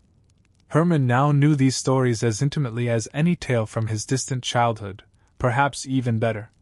He had occasionally tried to recall fragments of his past life, sometimes his mother's gentle face, the familiar layout of the farmhouse, the names of his siblings. But it was all steadily fading, like a cherished dream that stubbornly eludes one's grasp upon waking. The intricate details simply kept slipping away. Was that a source of sadness? He wasn't entirely certain. It was simply the inescapable reality of things. You transformed into the person you needed to become in order to survive. And the individual he had been before was simply no longer the person he needed to be. The fire crackled softly, its gentle sounds a comfort. Somewhere nearby, a horse shifted restlessly and snorted. These were the familiar sounds of the camp gradually settling in for the night. Familiar and comforting sounds that spoke of routine and belonging. Whatever challenges lay ahead, they had not yet arrived. Tonight there was the welcome warmth of the fire, the secure shelter of their camp, and the quiet, reassuring company of people he had grown to love deeply. Tomorrow, he knew, would undoubtedly bring its own array of problems. That was yet another profound lesson the frontier imparted. You do not borrow trouble from the future. You invariably have more than enough to contend with in the present moment. The Comanche understood this philosophy better than most. They lived profoundly in the present, in a way that most white people found almost incomprehensible. Each day felt complete in itself, and each night represented a small, hard-won victory against everything that sought their demise. The wind had almost entirely died down, leaving the air still and cool, carrying the earthy scents of wood smoke and prairie grass. If one listened with careful attention, they could discern the gentle murmur of the nearby creek, water flowing ceaselessly over smooth stones in an endless, soft song. Frogs sang somewhere in the deepening darkness, their distinctive two-note call sounding like an eternal question posed over and over again. Hermann pulled his blanket tighter around himself, and watched the fire slowly burn down. The flames possessed a hypnotic quality all their own, perpetually moving, endlessly changing, yet somehow always retaining their essential nature.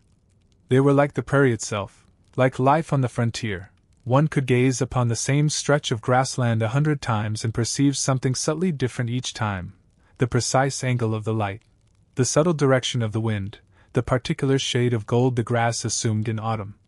One could easily lose oneself in a fire like that, allowing thoughts to drift wherever they pleased, unburdened by worries of the past or anxieties about the future. It was about simply being present in this very moment, in this sacred place, with these cherished people. The Comanche believed that fire was a sacred entity, a precious gift from the spirits that made human existence possible. Without its benevolent warmth, the nights would be bitterly cold, utterly dark, and immensely dangerous. With it, however, they could effectively push back the encroaching darkness, forging a protective circle of warmth and light in the middle of the vast, empty prairie. Hermann now understood this profound truth in a way he never could have as a child. Fire was not merely useful, it was a veritable miracle. Every single time you struck a spark and painstakingly nursed it into a vibrant flame, you were actively participating in something profoundly ancient and utterly essential. The last vestiges of the flames flickered and then died out, leaving behind only glowing coals, a vibrant orange and red, slowly fading to a dull gray. The stars now appeared even brighter, with no competing firelight to diminish their brilliance. One by one, the sounds of the camp gradually faded into a profound silence. Dogs ceased their barking. Children's murmurs quieted in their sleep. Even the horses seemed to settle into a deeper, more peaceful rest. All that remained was the whisper of the wind, the gentle murmur of the creek, and the endless, silent sky. Hermann closed his eyes and allowed himself to drift, surrendering to the quiet peace. Tomorrow would arrive soon enough, but for now, there was only this comforting warmth, the encompassing darkness, and the slow, steady breathing of the people he loved. The frontier asked incredibly hard questions of everyone who ventured into it, but it also offered something invaluable in return: moments of perfect, profound peace. Nights so utterly quiet you could distinctly hear your own heartbeat. The undeniable knowledge that you were truly alive, deeply alive, in a way that people confined to cities could never truly comprehend. That, he realized, was worth something significant. Perhaps, in the grand scheme of things, it was worth everything. Sleep arrived like the gentle ebb and flow of the tide, slow and utterly inevitable, carrying him away from the waking world into dreams he wouldn't later remember. The stars continued their ancient, unwavering watch. The creek persisted in singing its quiet, eternal song. And the prairie, vast and dark and infinitely patient, held all its timeless secrets close. September 1868, Eastern Colorado. The plains stretched out, flat and golden, beneath a clear late summer sky. And somewhere within that immense expanse, a Cheyenne warrior named Roman Nose was about to ride into a conflict he knew, with chilling certainty, would ultimately claim his life. Roman Nose was 45 years old, a seasoned warrior who had dedicated decades to fighting white soldiers and settlers, participating in countless battles and numerous raids. Yet, through all that time, through all that intense violence, he had never once been seriously wounded. Not a single time. His people firmly believed he was protected by powerful medicine, specifically by his unique war bonnet.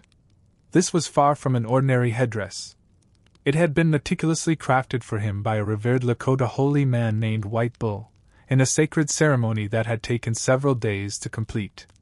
The bonnet itself was unlike anything else seen on the plains. A singular buffalo horn rose dramatically from the center of the forehead, a departure from the usual pair positioned on the sides. Its tail, fashioned from a strip of young buffalo hide, was so exceptionally long that it brushed the ground even when Roman Nose was mounted on horseback. 40 eagle feathers, meticulously arranged in alternating patterns of 4 red followed by 4 black, adorned its entire length. The craftsmanship was extraordinary, a testament to skilled hands. The medicine imbued within the bonnet was, by all accounts, even more remarkable. White Bull had imparted specific, critical instructions to Roman Nose when he presented the sacred headdress. The bonnet, he explained, would effectively protect him from the white man's bullets. He could boldly ride into any battle, confront any enemy, and the bullets would simply part around him like water flowing around an unyielding stone. However, this divine protection was strictly contingent upon his unwavering adherence to certain rules. The most paramount among these was that he could never consume food that had been prepared with metal utensils.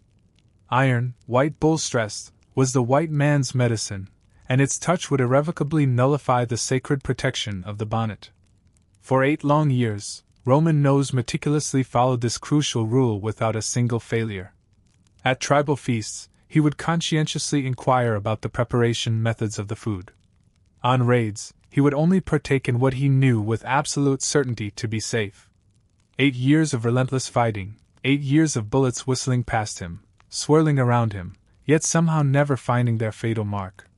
Warriors who rode courageously beside him were cut down, but he, Roman Nose, rode on, seemingly invulnerable. His formidable reputation swelled, growing to such an extent that he became one of the most feared and respected names across the entire frontier.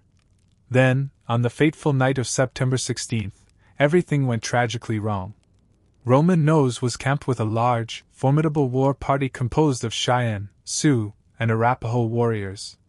They had successfully spotted a small group of army scouts nearby, perceiving them as easy targets. Their plan was straightforward: attack at dawn, utterly wipe them out, and seize their horses and weapons. That night, a Sioux woman was preparing food for the camp. She served Roman Nose his meal, freshly made fried bread. He ate it without a second thought, his mind perhaps already focused on the impending battle. It was not until after he had completely finished that one of the other astute warriors noticed a critical detail. The woman had inadvertently used a metal fork to turn the bread while it was cooking. Roman Nose had unknowingly eaten food touched by iron. One could easily dismiss this as mere superstition, a relic of an unscientific age. But here lies the profound truth about belief: it matters not whether something is objectively factual. What truly matters is whether you, the believer, are convinced of its truth.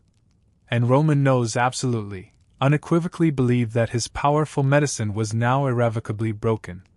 He sat there for a long, agonizing moment, his mind grappling with the crushing reality of what had transpired. The elaborate ceremony required to restore the war bonnet's power would take several days to complete, days he simply did not possess, for the attack was irrevocably planned for the very next morning. "I will die today," he solemnly declared to the warriors gathered around him, his voice filled with a tragic resolve. "But I will go anyway." Meanwhile, approximately 12 miles distant, a group of 50 Army scouts and soldiers were establishing their camp near the Arickaree Fork of the Republican River. They were under the command of Major George Forsyth, a seasoned Civil War veteran who had distinguished himself in battles like Gettysburg and those fought in the Shenandoah Valley. His second in command was Lieutenant Frederick Beecher, whose renowned uncle was the famous abolitionist preacher Henry Ward Beecher. These men were not typical regular Army troops. They constituted a specialized unit, hand-picked for demanding frontier duty. Seasoned, experienced fighters and excellent marksmen, armed with Spencer repeating rifles capable of unleashing 7 rounds without the need for reloading. They remained blissfully unaware that hundreds of warriors were, at that very moment, observing their every move from the surrounding hillsides. At the break of dawn on September 17th, the full force of the attack erupted. The initial warning was a deep, rumbling sound echoing from the west. The scouts instantly looked up to discover their horses stampeding directly toward them, expertly driven by mounted warriors. Then, piercing war cries assailed them from every direction, followed by a deadly volley of arrows and bullets slicing through the crisp morning air. Major Forsyth, with lightning speed, made a crucial decision. A small sandbar island, perhaps 10 feet by 10 feet, lay nestled in the middle of the shallow river. It wasn't much, but it was the only potential refuge. "Get to the island!" he bellowed, his voice cutting through the din. "Dig in!" The men immediately splashed across the knee-deep water, throwing themselves onto the sandy patch. They frantically began digging with their bare hands, their knives, anything they could find, piling sand around the edges in a desperate attempt to fashion some semblance of a defensive position, even as bullets continuously kicked up dirt all around them. The horses that hadn't stampeded were ruthlessly cut down within the first few minutes of the battle. The men, thinking quickly, pulled the warm bodies into a rough circle, transforming them into makeshift barricades. Not ideal, certainly, but a dead horse offered better protection from bullets than mere sand. The enemy attacks came in relentless waves, with warriors charging in on horseback, unleashing their fire, then wheeling away. With each successive charge, they managed to press a little closer, and each charge claimed a few more men. Lieutenant Beecher was struck by a bullet to the spine early in the fierce engagement. Paralyzed from the waist down, he continued to fire his rifle from where he lay in the sand, demonstrating incredible resolve. Tragically, the surgeon, Dr. Mers, took a bullet to the head and died instantly. Major Forsyth himself was hit 3 times. One bullet pierced his right thigh, alarmingly close to the femoral artery. Another struck his left leg, and a third caused a grazing wound to his head, leaving him dizzy and bleeding profusely. Yet they held their ground. The Spencer repeating rifles proved to be a critical advantage. The warriors had anticipated the older single-shot rifles, which required a pause to reload after every shot. That moment of pause, that brief vulnerability, was precisely when they had learned to charge and overwhelm their enemies. But these new rifles kept firing relentlessly. 7 shots, reload, 7 more shots. The warriors simply couldn't get close enough to finish the job. By mid-afternoon, Roman Nose remained on the hills, still observing. He had stayed back all day, not out of fear, but because he possessed a chilling premonition of what would transpire the moment he joined the fray. Other warriors had, by then, begun to notice his absence, their whispers growing. An old Cheyenne woman then confronted him directly, boldly calling him a coward, accusing him of allowing young men to die while he merely watched. Roman Nose slowly rose, donned his magnificent war bonnet, and meticulously painted his face and body for battle. He mounted his horse and rode down toward the island, gathering other warriors as he descended. The beleaguered men on the island saw him coming, recognizing the famous, distinctive headdress. "This is it," one of them murmured, his voice grim. "Here comes Roman Nose." The charge that followed was the very embodiment of Cheyenne warfare, a full-speed assault, executed with no hesitation whatsoever. Roman Nose rode at the very front, bravely leading his warriors directly into the concentrated rifle fire. The scouts, holding their nerve, withheld their shots until the attackers were a mere 50 yards away. Then they unleashed hell. Roman Nose took a bullet to the spine. He remained mounted for a few more agonizing seconds, then slowly slid off his horse. His loyal warriors carried him back to their village, where he died that night, precisely as he had predicted he would. But the scouts remained desperately trapped. By sunset on that harrowing first day, 4 men lay dead and another 18 were wounded. They had almost no water. The river itself was horrifically contaminated with blood and the putrid contents of the dead horses' intestines. They had almost no food, their ammunition was running dangerously low, and hundreds of determined warriors still surrounded them. That night, Major Forsyth called for volunteers, men brave enough to slip out and make a perilous dash for help.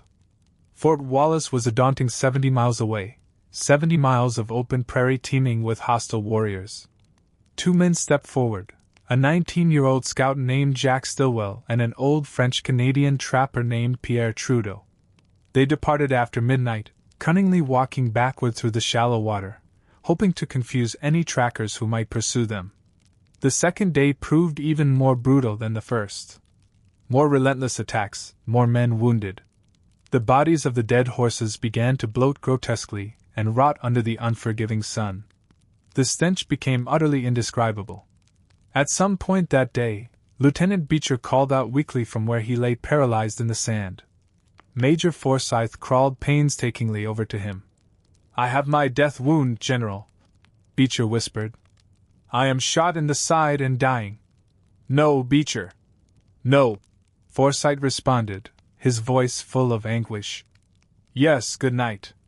His last words, barely audible, were, My poor mother. He was only 27 years old. The siege stretched on for 8 agonizing days. 8 days. Just consider that for a moment. 8 days. Trapped on a sandbar no larger than a living room, completely encircled by enemies who wished you dead. 8 days with virtually no food, almost no clean water, and wounds that were rapidly festering in the oppressive heat. Horse meat became their sole sustenance. Initially, it wasn't quite so terrible, tough, perhaps, but edible. By day 3, however, it had begun to acquire a sickly green hue around the edges, emitting a smell that made eyes water. Yet they ate it anyway, because the only alternative was starvation. The water situation was even more dire. The river was shallow and sluggish, now thoroughly contaminated with everything one would expect when 50 horses die and rot in the scorching summer sun: blood, intestinal contents, and the grim effluvia of decay. The men desperately dug holes in the sand, attempting to filter out some of the worst impurities. What they managed to obtain was still foul, still made some of them sick, but they drank it regardless, for the alternative was to die of thirst. The wounded suffered most acutely. Bullet wounds inevitably attracted swarms of flies, and infection set in rapidly in the intense summer heat. Men lay in the sand, delirious with fever, crying out for water that was unfit to drink and food that was barely suitable for dogs. Major Forsyth's own leg wound became severely infected. The bullet was lodged perilously close to his femoral artery, and none among them possessed the surgical skill to remove it safely. So Forsyth, with unfathomable courage, did it himself with a razor, without any anesthesia. He bit down hard on a stick, cut into his own flesh, and while his men watched in horrified awe, painstakingly dug the bullet out. He somehow survived the ordeal. On day 3, Forsyth dispatched 2 more runners, John Donovan and Allison Pilley. More brave volunteers venturing into the terrifying unknown, fully aware that capture meant unspeakable torture and certain death. By day 6, most of the men had surrendered to despair. The runners were surely dead. No help was coming. They would all die there on that stinking sandbar, and the coyotes would scatter their bones to the winds. Then, on September 25th, 8 long days after the initial attack, the survivors heard the unmistakable sound of hoofbeats. They instinctively grabbed their rifles, ready for one final, desperate stand. A voice suddenly called out through the morning mist. "Hold your fire! We're Americans!" It was the 10th Cavalry, the famed Buffalo Soldiers, led by Lieutenant Colonel Louis Carpenter. They had received word from the runners, who had, against all odds, actually made it to Fort Wallace, and had ridden out immediately. The scene that greeted them was something out of a nightmarish vision: 50 dead horses rotting in gruesome piles around the sandbar, 5 dead men, and 18 severely wounded. The survivors themselves were gaunt, utterly filthy, covered in flies and dried blood. The island would later be rightfully named Beecher Island, in honor of the courageous lieutenant who died there. All 6 of the men who volunteered as runners during the siege, including Stillwell and Trudeau, miraculously survived. All 4 runners and the 2 scouts who fought valiantly on the island received the Medal of Honor for their extraordinary bravery. As for Roman Nose, his body was reverently placed on a funeral scaffold, in the traditional Cheyenne way, left to the elements and the animals to reclaim. His exact burial place has, tragically, been lost to history. The aspect of Roman Nose's story that resonates most deeply with me is the sheer power of conviction. He genuinely believed that consuming food touched by a metal fork had irrevocably sealed his fate. And perhaps that very belief is what truly killed him. Not the bullet itself, but the overwhelming certainty that the bullet was inevitable, that his protection was utterly gone, that there was no longer any point in exercising caution. Or perhaps it was simply a bullet, and the fork had absolutely nothing to do with it. We cannot truly know. We can never know what might have transpired if that Sioux woman had used a wooden spoon instead. Or if Roman Nose had entered that fight still convinced of his invulnerability. But here is what I do know: belief is incredibly powerful. What we hold to be true profoundly shapes what we do. And what we do, in turn, shapes what happens to us. Roman Nose believed he would die, and he charged straight into a hail of enemy fire. Would a man who believed he was supernaturally protected have done the very same thing? These are questions without definitive answers, and the frontier, in its brutality, was full of them. Back in Texas, the news of Beecher Island spread like wildfire. The death of Roman Nose was celebrated triumphantly in white settlements, and deeply mourned in Cheyenne camps. It marked yet another significant turning point in a brutal war that had been grinding on for decades. Herman Lehman, still living with the Comanche at this stage, would undoubtedly have heard about it. The warrior network across the plains was surprisingly efficient, with news traveling swiftly from tribe to tribe, from camp to camp. He would have understood the profound implications. Another great warrior had fallen, another stark sign that the old ways were irrevocably ending. The army now possessed new weapons, new tactics, and a new, unyielding determination. The devastating effectiveness of the repeating rifles at Beecher Island had truly changed everything. But that sobering understanding would not, at that moment, have spurred Herman to leave. Not yet. He was still, in his heart, Comanche, still an integral part of the only family he remembered, still riding wild and free across the vast plains beneath the endless Texas sky. The end was indeed coming.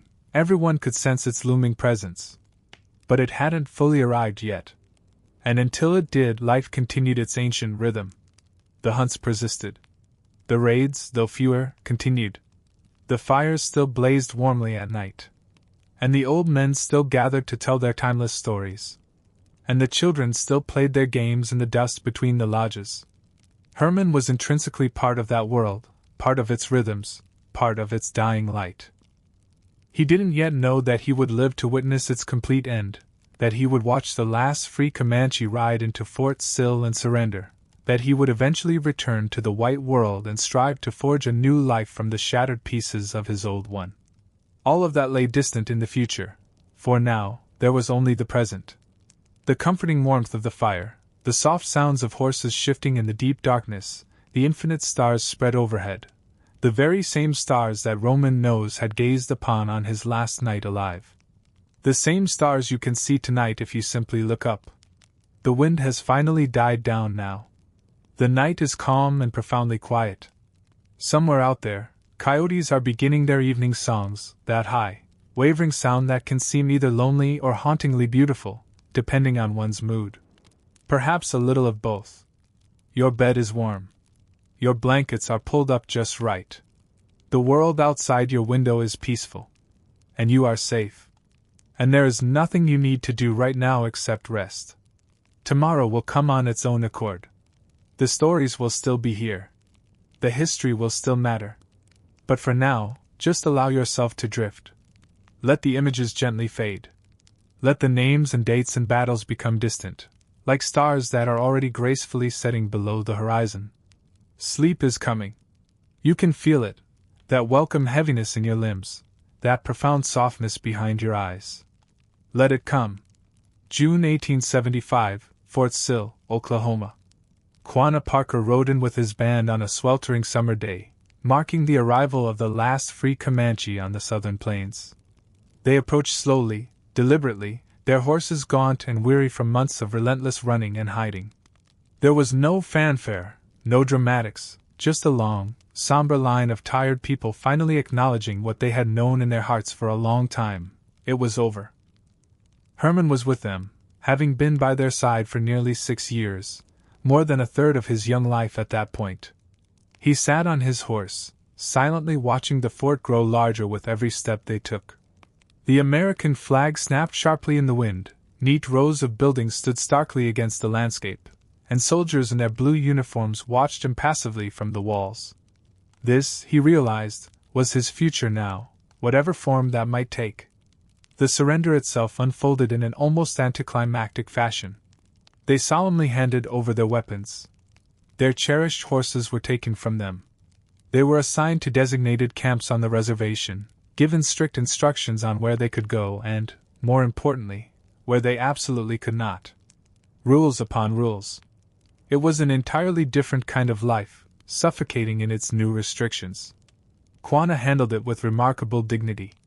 He had spent his entire adult life fighting the army, but he possessed the wisdom to know when a battle was truly finished. There would be ample time later to decipher how to navigate this strange new world. For now, the paramount concern was simply keeping his people alive. Herman, however, felt a bewildering swirl of emotions. A part of him experienced a profound sense of relief. The constant running and hiding, the perpetual vigilance of looking over one's shoulder, that had been utterly exhausting. At least now, they could finally stop. But another part of him, the very part that had learned to deeply love the boundless freedom of the plains, felt as though something essential had been amputated, leaving him diminished, less whole than he had been just the day before.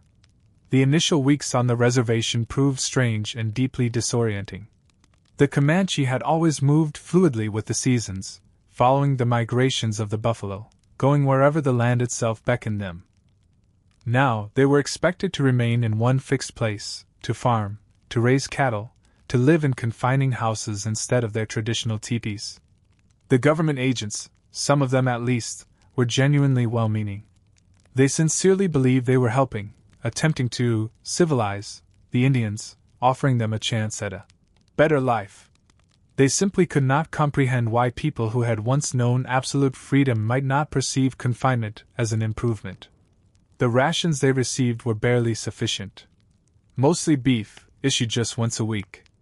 It bore little resemblance to the buffalo that had sustained them bountifully for generations. The meat was stringy, tough, and felt wrong somehow. But it was food, and food was food when you were hungry enough to gnaw on anything. Some of the younger Comanche adapted relatively quickly. They had, after all, grown up during the increasingly hard years, when the buffalo were already scarce and the army was constantly pressing in. For them, the reservation was merely another unsettling change in lives that had been defined by ceaseless change. Still, it didn't feel right. None of it felt right. Herman spent a considerable amount of time walking the boundaries of the reservation, not necessarily seeking escape, but simply needing to move, needing to feel his legs working, his body engaged in something other than sitting utterly still. The guards observed him, but did not interfere. Many of the former warriors engaged in similar solitary walks, pacing the edges of their new cage like captive animals in a menagerie. The land here was not so vastly different from the Texas plains he had known since childhood, yet it felt profoundly different. Smaller somehow, hemmed in. You could still see for miles, but you could no longer go for miles. That, for Herman, made all the difference in the world. At night, he would lie awake, listening for sounds that were no longer there. No war parties preparing to ride, no distant calls of buffalo. Just the strange, oppressive quiet of a people who had lost their defining purpose. The older warriors took it the hardest. These were men who had dedicated their entire lives to raiding, hunting, and fighting. Now, what were they supposed to do? Grow corn? It wasn't merely the activity they had lost. It was the fundamental meaning of their very existence. Some simply gave up, ceasing to eat, ceasing to speak, slowly fading away as if they had already died and simply hadn't yet gotten around to lying down for good. Others, however, adapted. Quanah was exceptional at this. He swiftly understood that the old rules no longer held any sway, and new rules inherently meant new opportunities. He learned to negotiate shrewdly with the government agents, to speak English when it served a purpose, to play this new game while striving to keep as much of the old ways alive as he possibly could. Herman watched and learned. That was his enduring strategy, his method of survival, to watch and learn. It was how he had survived as a captured 11-year-old. It was how he had ultimately become a formidable warrior. And now, it was how he would figure out whatever came next. But here was the thing, the crucial truth: Herman wasn't truly Comanche. He never had been, no matter how deeply he had committed himself to that life. Somewhere out there in Texas, he had a birth family, a mother, siblings, people who might still be alive despite what carnivists had told him all those years ago. He started thinking about. That thought continued to press in, growing more and more insistent. What if his Comanche family and friends were still out there, searching for him, wondering where he had gone? What if there was an entirely different life, a future he hadn't yet imagined, simply waiting for him to gather the courage to embrace it? The army, for their part, was well aware of Herman's existence, knowing him to be a white captive who had spent years living among the Comanche people. They soon began to inquire about him, subtly at first, then with increasing directness, pushing for his return to his own people. It was as if they believed such a profound transition could be a simple matter of choice, as if one could merely decide to shed years of lived experience and become someone fundamentally different from the person they had grown to be. Yet, despite his reluctance, the pressure from the army kept mounting. Herman found himself forced to confront a truth he'd perhaps tried to suppress. He was, at least, curious. He could barely conjure the image of his mother's face anymore. The layout of the farmhouse where he was born remained a vague, unformed memory. Still, deep within him, an intangible connection lingered, a delicate thread that, miraculously, hadn't quite severed. So, in 1878, Herman finally agreed to go back. The army arranged for an escort, a pair of soldiers who seemed nearly as uncomfortable with the situation as Herman himself felt. Their journey began by wagon, then transitioned to a train for a significant portion of the trip. Herman had never before experienced the jarring sensation of a train. The relentless noise, the dizzying speed, the peculiar, incessant vibration of the rails, it all felt profoundly wrong, utterly unnatural, as if the very world was accelerating far too quickly for him to comprehend or keep pace. The voyage to Texas stretched over several days, cutting through lands he had once raided, past settlements he had helped attack. The landscape presented a bewildering paradox, simultaneously familiar and utterly foreign, like a half-remembered dream that refused to settle into clarity. Towns had inexplicably materialized where only open country had existed before. Fences now crisscrossed vast expanses that had once been open range, unfettered. It seemed everything was being meticulously carved up, divided, and claimed by an unseen hand. Herman stared out the window, a silent observer, desperately trying to reconcile the stark reality before him with the fading images of his memories. This, he knew, was his homeland, the place of his birth. Yet, it felt more alien, more unsettlingly strange, than the vast, wild plains ever had. At least on the plains, the rules of existence, harsh though they might be, were clear and made inherent sense. Here, amidst the bustling settlers, their endless fences, and their bewildering subdivisions, he found himself utterly lost, unable to even begin to fathom what the new rules of this transformed world might be. His mother, Augusta Beecher, was still alive, though the passage of years seemed to have etched far more deeply onto her than time alone could explain. The army had sent word ahead, ensuring she knew of his impending arrival. She had been waiting on the porch since dawn, they later told him, too restless to sit still, too consumed by anticipation to do anything but wait. When Herman finally stepped into her yard, the initial flicker of recognition was absent from her eyes. She saw only a tall, sun-darkened man, his hair long, his mannerisms unfamiliar, his English spoken with an accent that felt subtly wrong. His posture was different, his eyes held a new depth, a different kind of gaze. Indeed, every aspect of him had been reshaped by the wilderness years. Then, with a sudden, profound jolt, something shifted. She saw it in his eyes, a spark, a flicker of something utterly unchanged, something that had miraculously endured through everything else. The reunion that followed was a tempest of emotion, overwhelmingly powerful. Years of agonizing grief, painstakingly borne, were suddenly, miraculously undone. Augusta had never once relinquished hope, never stopped believing that her son might, against all odds, return. And here he was, undeniably her son, yet irrevocably changed beyond recognition. Nearby, Herman's surviving siblings gathered, watching the scene unfold. They gazed at their brother as if he were a phantom, a ghost returned from the grave, which, in a profound sense, he was. The boy they had known, the boy they remembered, had perished years ago. This man, who wore his face, was an entirely different being. The initial weeks were steeped in an awkward, unsettling strangeness. Herman found himself utterly unmoored, unsure how to navigate life within a house, surrounded by walls and floors and unfamiliar furniture. He preferred to sleep on the ground outside, finding the soft beds of the house too yielding, too confining. He would often wake in the dead of night, his heart hammering against his ribs, absolutely convinced he was under attack. He struggled with the simple act of eating at a table, found the rhythms of farm life baffling, and utterly failed to grasp the casual jokes, cultural references, or unspoken assumptions that everyone else took for granted. And the stares, they were relentless. The neighbors, the townspeople, anyone who had heard his extraordinary story. They all came, eager to glimpse the boy who'd lived with savages, the one who had gone native, who had miraculously returned from the dead. Herman detested being stared at, hated being treated like an exotic curiosity.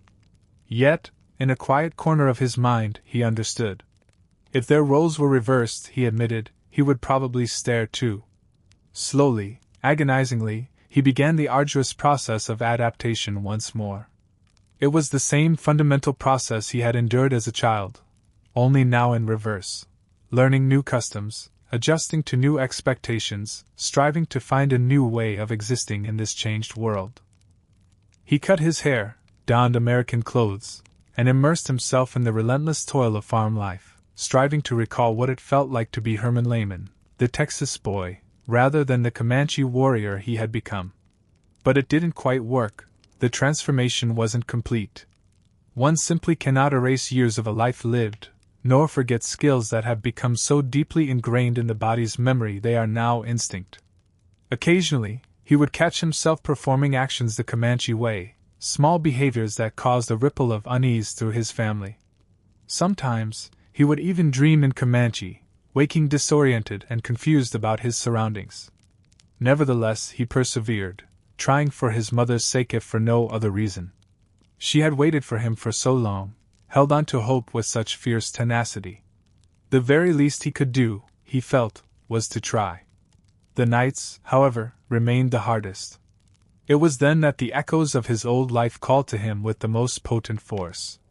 He would lie in bed, conjuring memories of the stars blazing over the vast plains, the scent of distant campfires, the haunting sounds of horses and wind, and an immense, empty distance, a whole world that now existed only within the chambers of his memory. He wondered about the friends he had left behind, the warriors with whom he had ridden.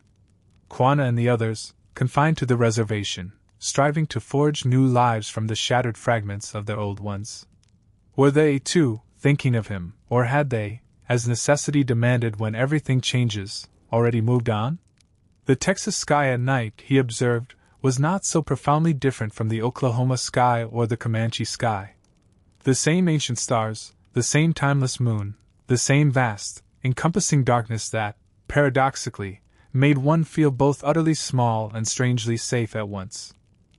Herman would sometimes sit on the porch after everyone else had retired for the night, simply gazing upward, allowing his mind to empty, letting the profound peace of the night slowly seep into him. His mother worried about him. He could sense it. She would often find him staring blankly into the distance, lost in thoughts he either couldn't or wouldn't articulate. She would ask if he was all right, and he would always answer yes. But both of them understood that the truth was far more intricate than such a simple affirmation. How does one even begin to explain to someone who has never experienced it, the way a place and a people can become so deeply embedded within you? The way the harsh crucible of survival utterly rewrites the very essence of who you are. The profound, confounding reality of belonging to two distinct worlds, yet simultaneously feeling truly at home in either? You don't explain it. You simply learn to live with it, day by arduous day, finding fleeting, small comforts wherever you can. There was a creek meandering near the farm. Nothing particularly remarkable, just a modest trickle of water carving its way through the rugged Texas hill country. Herman would often seek solace there, sitting on its bank, listening to the gentle murmur of the water, and pretending, just for a moment, that he was back on the open plains. The sound of water tumbling over rocks. It was the same in Texas as it was anywhere else. That soft, ceaseless murmur seemed to whisper, Everything's okay. Everything keeps going, even when it feels as though the world has irrevocably ended. He would close his eyes and allow the sound to wash over him, letting it smooth away the sharp, rough edges of the day, the awkward conversations, the constant, scrutinizing stares of the neighbors, the perpetual, exhausting effort of trying to embody someone he wasn't even sure he remembered how to be anymore. The creek, in its serene indifference, cared nothing for any of that. It simply kept flowing, kept creating its quiet, insistent music, kept being precisely what it was. Perhaps that was the secret, Herman mused. Maybe you didn't have to unravel every mystery, didn't have to figure everything out. Perhaps you simply had to keep going, just like the water. Keep moving. Keep finding your path around the inevitable obstacles. Keep doing the very best you could with whatever you had been given. One by one, as the light gently receded, the stars began to appear. Texas stars, Comanche stars, just stars, really, utterly indifferent to human categories and human sorrows, burning steadfastly in the vast darkness, exactly as they had burned for millions of years. Herman exhaled a long, slow breath. The persistent tension in his shoulders subtly eased. The tight knot in his chest began to loosen. Tomorrow would undoubtedly bring its own fresh set of challenges, more difficult adjustments, more of the endless, painstaking work of rebuilding a life from scratch. But tonight there was simply this: the soothing presence of the creek, the silent sentinel of the stars, and the soft, warm embrace of a Texas evening. His mother had shared something with him during those first bewildering days of his return. She had confessed that she had prayed for him every single night he was gone, every single night for 8 long years, never once giving up on the belief that she would see him again. Herman didn't know how to process such a revelation. The sheer weight of someone's unwavering faith, the immense power of their enduring hope, it felt like a monumental responsibility, one he wasn't entirely sure he could ever truly live up to. But perhaps, he considered, he didn't have to live up to it in the way he imagined. Maybe he simply had to be here, present in this moment, undeniably alive. Perhaps, just perhaps, that was enough. The creek continued its quiet, tireless song. The stars maintained their ancient, steadfast watch. And Herman sat there in the deepening darkness, suspended somewhere between two irreconcilable worlds, striving to find a way to become whole again. It would take time, he knew, perhaps more time than he had. But for now, for this one tranquil moment, he was okay. The night settled around him like a comforting blanket, soft and dark and pregnant with the quiet hum of possibility. The untamed frontier had forged him, profoundly altered him, shaped him into someone he never could have anticipated. But it hadn't destroyed him. He was still here, still breathing, still, against all odds, trying. A barn owl's call echoed from somewhere within the distant trees, that strange, wavering cry that, if one wasn't expecting it, could sound almost eerily human. Herman had heard owls throughout his entire life, in both of his distinct existences. Now, that solitary sound seemed to somehow connect them, a delicate, resilient thread weaving through everything he had ever been. The crickets continued their endless, rhythmic chorus. Tree frogs added their higher, reedy notes, creating a rich, layered soundscape. The entire night pulsed with a myriad of small sounds, all blending together into something akin to music, something profoundly resembling peace. His mother had thoughtfully left a lamp burning in the window for him, a small, golden glow bravely piercing the vast darkness. She did that every single night, she later told him, even when he was gone, and especially when he was gone, a persistent, hopeful light burning for the son she had never stopped believing would one day find his way home. He gazed at that light for a long, reflective time, pondering its deeper meaning, the unwavering hope it represented, the cumulative years of waiting and praying and steadfastly refusing to surrender.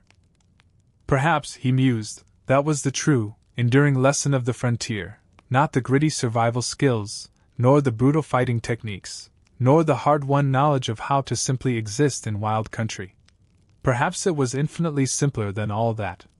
Perhaps it was merely about the stubborn refusal to give up, about keeping a small light burning even when there seemed to be no conceivable reason to believe that anyone would ever see it. Herman slowly rose, brushing the stray blades of grass from his clothes, taking one last, lingering look at the stars, the creek, and the soft, enveloping Texas night. Tomorrow would inevitably usher in more challenges, more difficult adjustments, more of the ceaseless work of carving out his place in a world that had so irrevocably changed during his absence. But tonight there was a light, a beacon of unconditional hope, patiently waiting for him. And that, more than anything else, told him he was finally home. And on the frontier, whether one spoke of the vast, wild plains or the strange, uncharted territory of coming home to a changed world, that profound sense of belonging was, in the end, everything. The years passed as years invariably do, slowly at first, then seemingly all at once. Herman Lehman remained in Texas, eventually marrying and raising children of his own. He labored on farms and ranches throughout the Texas Hill Country, engaging in the kind of mundane, agricultural work that would have been utterly unthinkable to the fierce warrior he had once been, fixing fences, branding cattle, the quiet, repetitive tasks of simply making a living. He never quite managed to fully blend in.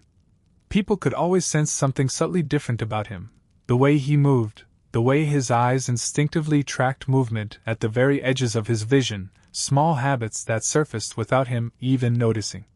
He would mount a horse from the right side, for instance, the Comanche way, rather than the more common left. He would squat rather than sit when deep in thought. He would often fall silent for extended periods, lost in the private labyrinth of memories that no one else could ever see. The neighbors eventually grew accustomed to his eccentricities, stopped staring so much, and began to treat him as just another farmer. Even so, they never quite forgot his extraordinary story. In small Texas towns, tales like Herman's don't simply fade away. They become an intrinsic part of the local folklore, a captivating story people recount to visitors. "That's Herman Lehman over there. The one who lived with the Comanche. Quite a story, that." Herman let them talk. What else, after all, was there for him to do? He maintained contact with Quanah Parker, mostly through letters that navigated the complex reservation system. Sometimes, when circumstances allowed, he would manage a visit. The two men shared a bond that ran far deeper than most friendships. They had both experienced and survived a world that no longer existed, endured things that most people could scarcely imagine, experiences that forged a connection impervious to the eroding forces of distance or time. When Herman visited the reservation, it was always an experience steeped in bittersweet emotions. It was good to see old friends, good to speak Comanche again, to effortlessly fall back into rhythms and customs that still felt more natural, more intrinsically right, than the white ways he now inhabited. Yet, it was also undeniably hard. Hard to witness proud warriors confined to small houses, tilling meager patches of land that could never truly sustain them. Hard to see children who had never known the boundless freedom of the old life, who believed the reservation was simply the natural order of things. Quanah, all things considered, was managing remarkably well. He had risen to become a respected leader on the reservation, a vital spokesman for his people. He had learned to shrewdly negotiate with government agents, to navigate the intricate labyrinth of bureaucracy, to advocate tirelessly for the Comanche within a system that, paradoxically, had been designed to erase them entirely. He even built an impressively large house, which they called the Star House, with a prominent star painted on its roof, so his mother's wandering spirit could find him should she ever return looking. The Star House boasted 11 rooms, ample space for his expansive family and for the many visitors who traveled from far and wide. Quanah himself had achieved considerable fame in his own right. Presidents sought him out. Teddy Roosevelt, it was said, even hunted wolves with him. He journeyed to Washington to passionately argue for more humane treatment for his people. But beneath all the public recognition and political maneuvering, Herman could discern that Quanah remained fundamentally the same man he had ridden with. He still carried the same profound grief for the old ways, still woke some mornings expecting to hear the thunder of horses, only to be met by an aching silence. Quanah's mother was Cynthia Ann Parker, a white woman who, much like Herman, had been captured as a child. She had lived with the Comanche for decades, married a powerful chief, and bore him children. When the Texas Rangers recaptured her in 1860, she never truly recovered. She spent the remainder of her life consumed by inconsolable grief for the family, and the world that had been so cruelly snatched from her. She died of a broken heart. People often said, though perhaps it was merely influenza, sometimes broken hearts and viruses conspire together. Kwanna never ceased to miss her, never stopped contemplating what her life must have been like, forever torn between two worlds, just as Herman now found himself. Perhaps that shared experience was precisely why the two men understood each other so profoundly. They had both witnessed firsthand the bewildering complexity of belonging, had both carried the immense weight of lives lived perpetually in between. By then, the frontier itself was truly gone, not merely changed, but utterly vanished. Railroads crisscrossed the vast plains. The buffalo were extinct, or nearly so. The sprawling open range had been systematically fenced, subdivided, and transformed into vast cattle country. One could travel from one end of Texas to the other without ever truly feeling as though they had left the comforting embrace of civilization. Herman observed all this unfolding. He watched the wild country succumb to domestication, inch by agonizing inch, year by relentless year. It was akin to watching a dear friend slowly grow old and fade away, not a sudden, dramatic disappearance, but a gradual, poignant erosion of everything that had once made the land feel vibrant and alive. Yet, the memories remained remarkably sharp, vivid as if they had occurred yesterday. Even decades later, Herman could close his eyes and instantaneously transport himself back to the plains. He could feel the powerful horse beneath him, smell the aromatic sage in the fresh grass, sense the distant promise of rain. He could hear the fierce war cries and the thunderous beat of hooves, and then the profound, encompassing silence of the prairie at night. Those memories were simultaneously a precious gift and an unbearable burden. They connected him to something profoundly important, something undeniably real. But they also served as a constant, aching reminder of everything he had irrevocably lost: the boundless freedom, the untamed wildness, the exhilarating sense that anything was truly possible. His children grew up hearing fragments of his stories, not all of them, for some things Herman chose to keep strictly to himself. But they heard enough to understand that their father was profoundly different, that he had lived a life most people could only ever dream of or read about in books. They were immensely proud of their unique heritage, supported him in their own way, even if they never quite grasped the full depth of his experiences. By the year 1925, Herman Lehman was well into his mid-60s. His hair had turned a distinguished gray, and his movements were undeniably slower than in his youth. Yet, beneath the surface, he remained remarkably strong and possessed a quiet resilience, capable of feats that often astonished those unfamiliar with the extraordinary tapestry of his past. That particular summer, a traveling rodeo made its way to Mason County, bringing with it an unexpected proposition. The organizers, seeking a unique attraction, conceived an audacious idea. What if they could persuade Herman Lehman to perform a live demonstration, an authentic portrayal of traditional Comanche hunting?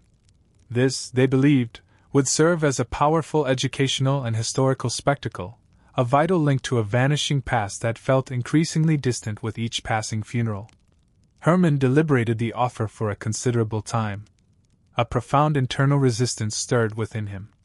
The ancient ways of his adopted people were sacred, imbued with spiritual significance, and certainly not meant for public spectacle or the casual amusement of gawking strangers.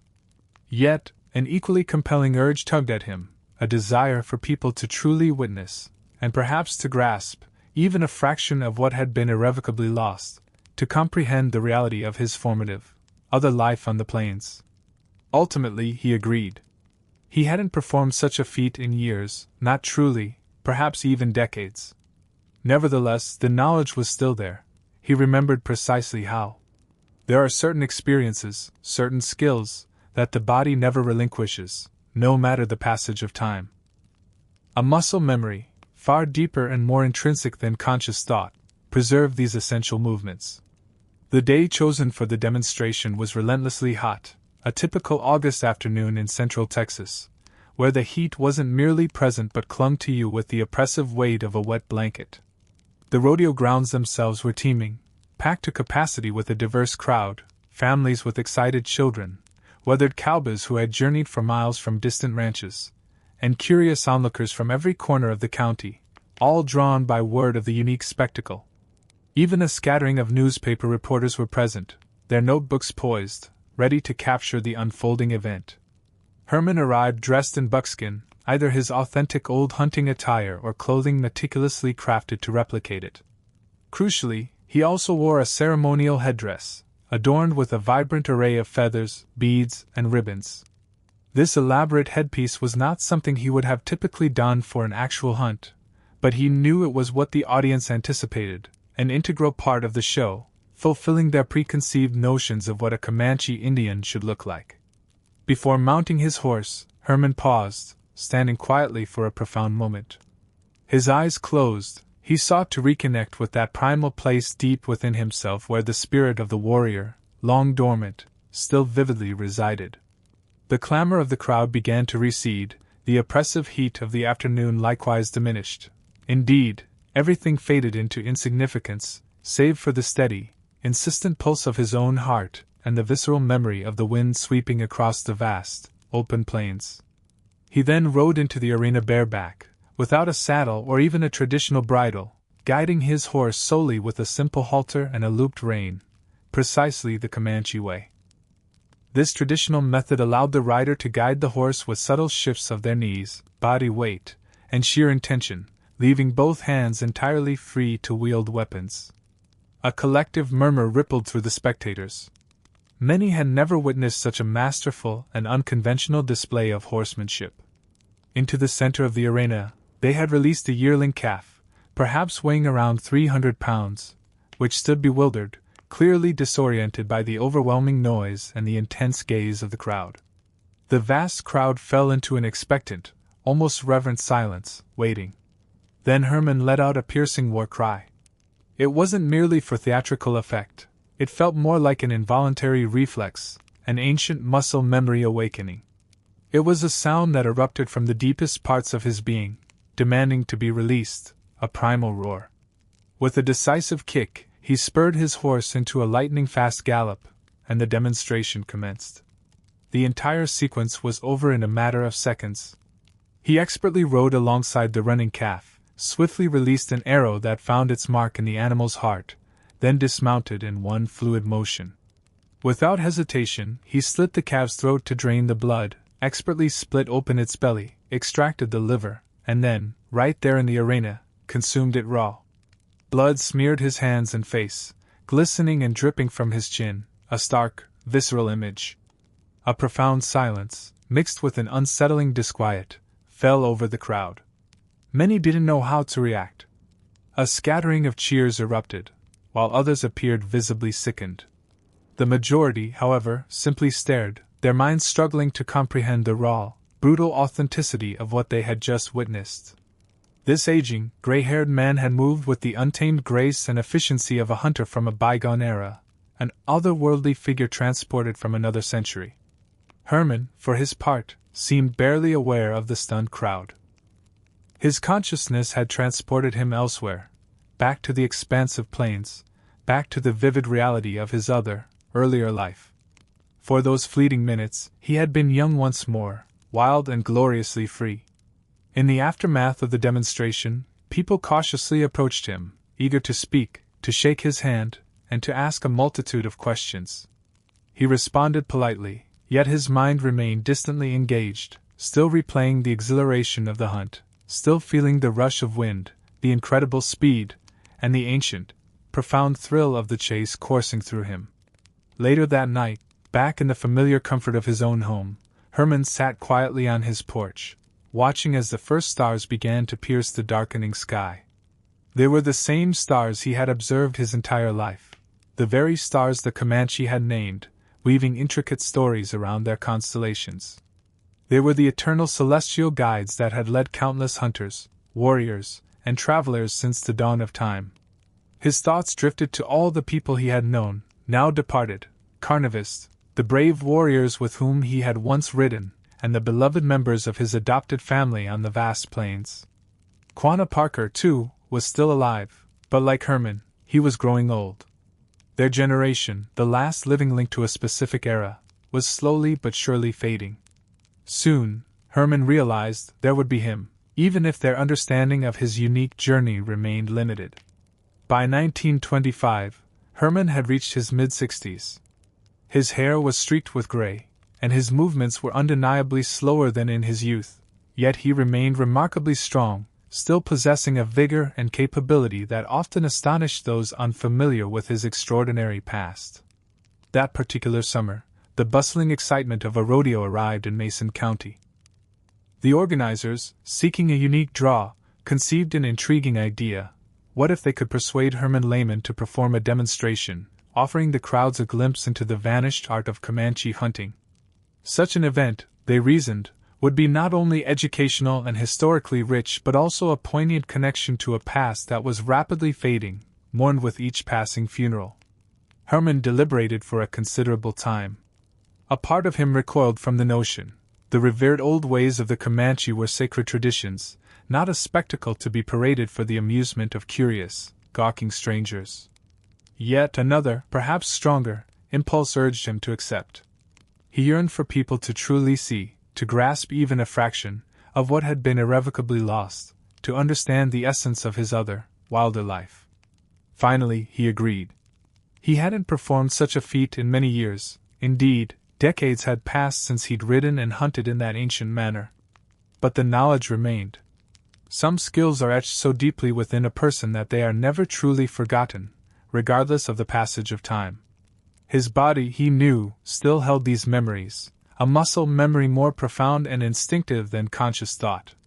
The day of the demonstration arrived, baking under the relentless August sun of Central Texas.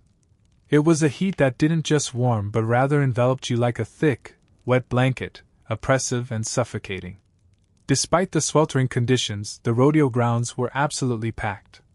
Families with excited children mingled with cowboys who had traveled for miles from distant ranches, alongside curious individuals drawn from every corner of the county, all buzzing with anticipation for the unique show. A scattering of newspaper reporters, their notebooks poised, also waited, eager to capture the unfolding spectacle. Herman made his entrance clad in buckskin. Whether actual antique garments or meticulously crafted reproductions, they evoke the past. Notably, he also wore an elaborate headdress, adorned with a vibrant array of feathers, beads, and ribbons.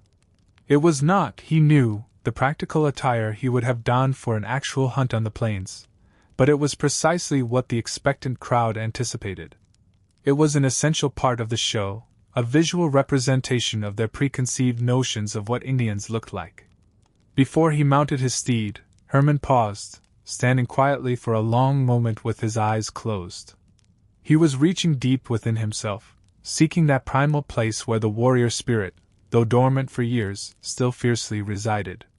The murmurs of the crowd began to recede, the oppressive heat seemed to lessen its grip, and everything around him faded, leaving only the rhythmic thrum of his own heart and the vivid memory of the wind sweeping across the vast, open plains. Then, he rode into the arena, astride a horse utterly bare, no saddle, no bridle. Just a simple halter with a looped rein, guiding his mount in the authentic, ancient Comanche fashion. It was the Comanche method, guiding the horse not with reins and bit, but with the subtle pressure of knees, shifts in weight, and sheer intention, thereby leaving the rider's hands entirely free for weapons. The crowd began to murmur, a ripple of astonishment passing through them. Few, if any, had ever witnessed such an unadorned, skillful display of horsemanship. Into the arena, organizers had released a yearling calf, perhaps weighing around 300 pounds, which stood bewildered, clearly disoriented by the cacophony of noise and the intense, unfamiliar attention. A palpable hush fell over the crowd, every eye fixed, every breath held, as they waited. Then, Herman let out a piercing war cry. It wasn't merely for show, not an act put on for the audience. Rather, it was an involuntary surge, a powerful invocation of muscle memory, something ancient that erupted from deep within his being and demanded release. With a powerful kick, Herman spurred his horse into a lightning-fast charge, and the demonstration commenced. It was over in mere seconds.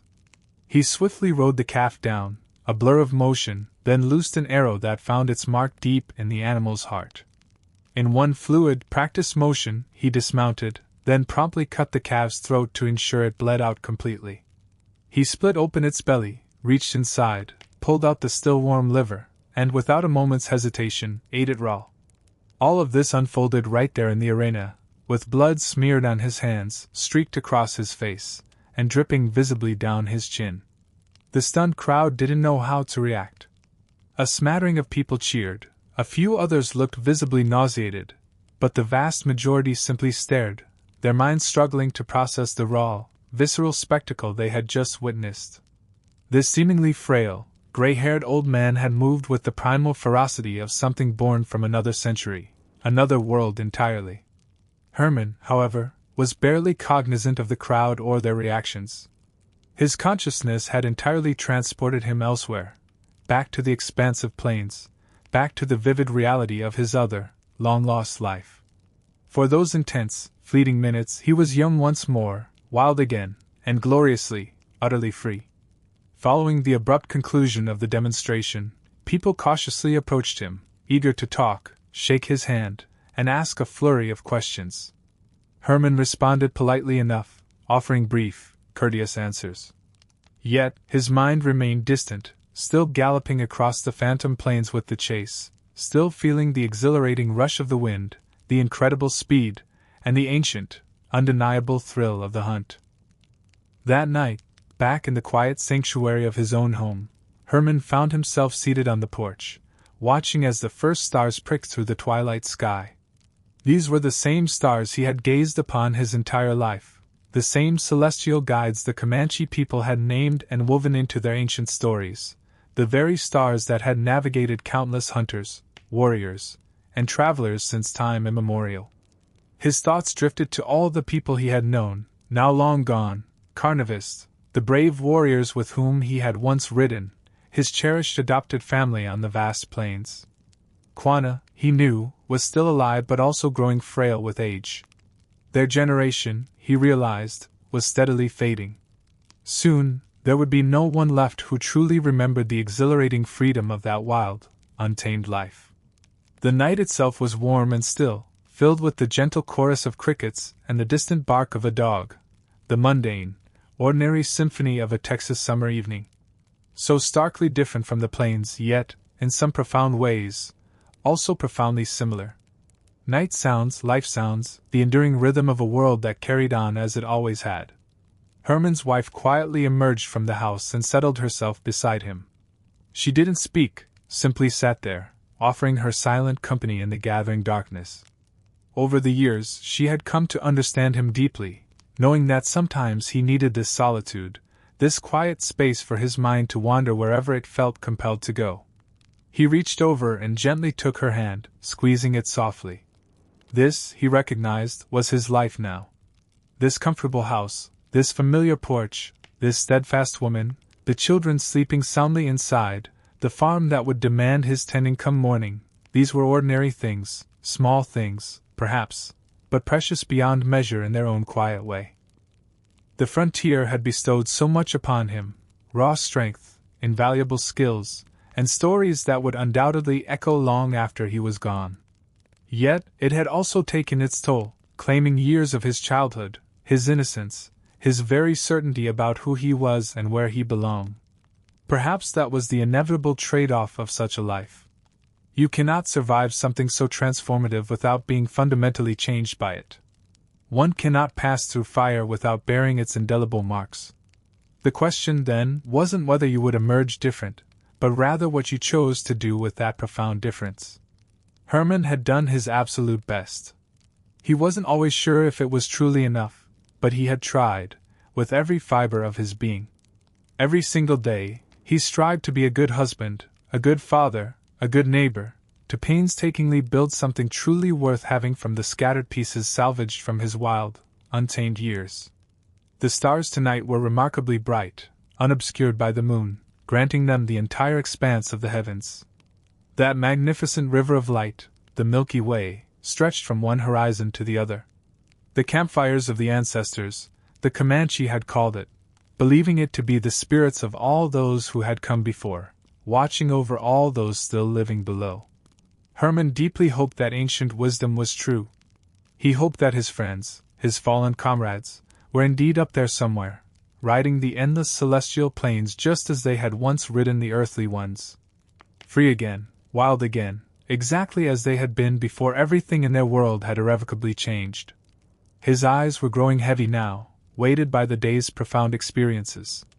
The demonstration, the throngs of people, and especially the deluge of memories stirred up like dust in a powerful windstorm had truly taken their toll. He felt a deep, pervasive weariness that penetrated far beyond mere muscles and bones.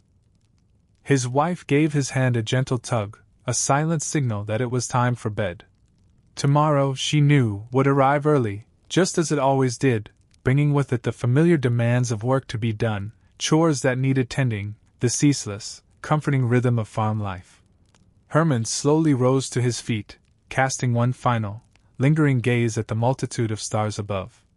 Then, he followed his wife inside, stepping into the soft, warm yellow glow of the lamp she had thoughtfully left burning in the window. It was the same comforting kind of light his own mother had kept lit for him all those many years ago, a steadfast beacon in the vast darkness, a silent promise that someone was waiting. He often pondered this simple truth, how lights in windows symbolized home, guaranteed safety, and most profoundly, signified that someone truly cared whether you returned or not. The untamed frontier had offered no such steady illuminations. There were only temporary campfires, burning brightly for a time before slowly fading into embers and then into nothingness. Out there, you had to forge your own warmth, create your own safety, and find your own deep-seated reasons to keep pushing forward. But this, he conceded, was good too. This steady, welcoming glow, this permanent sense of belonging, was something the wild, unpredictable life could never truly offer.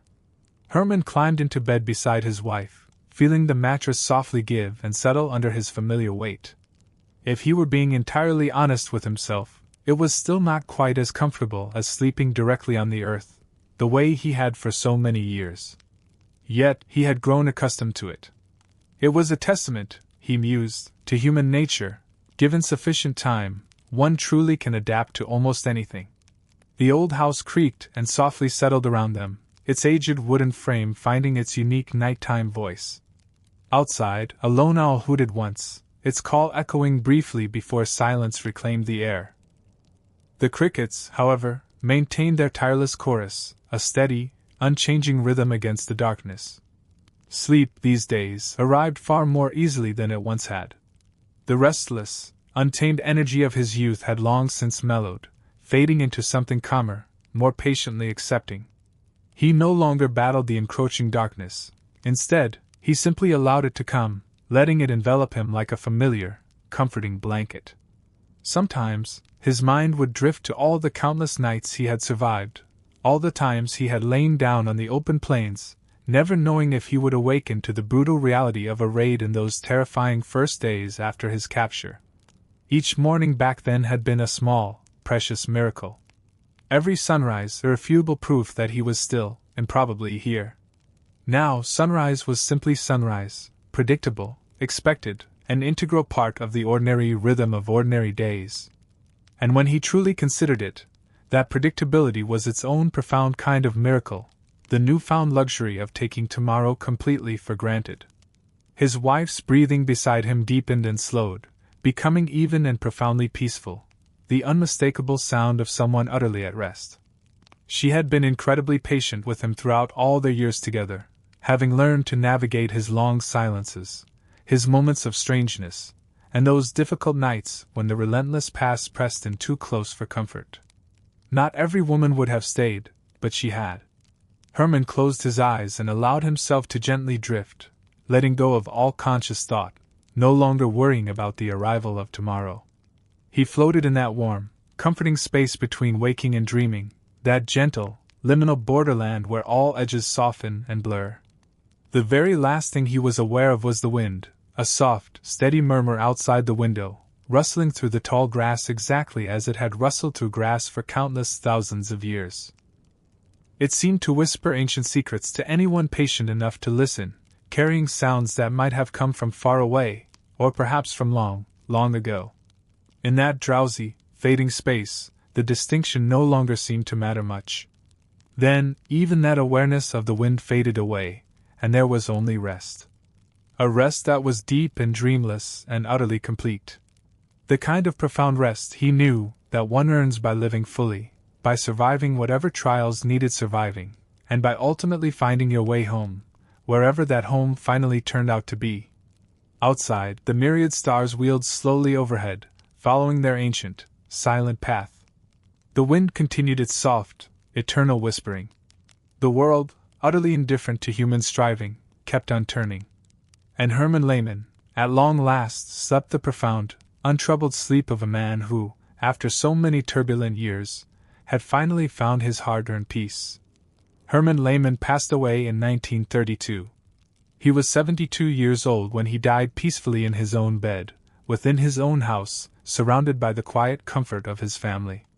It was a remarkably tranquil end for a man who had lived through so much that was anything but peaceful.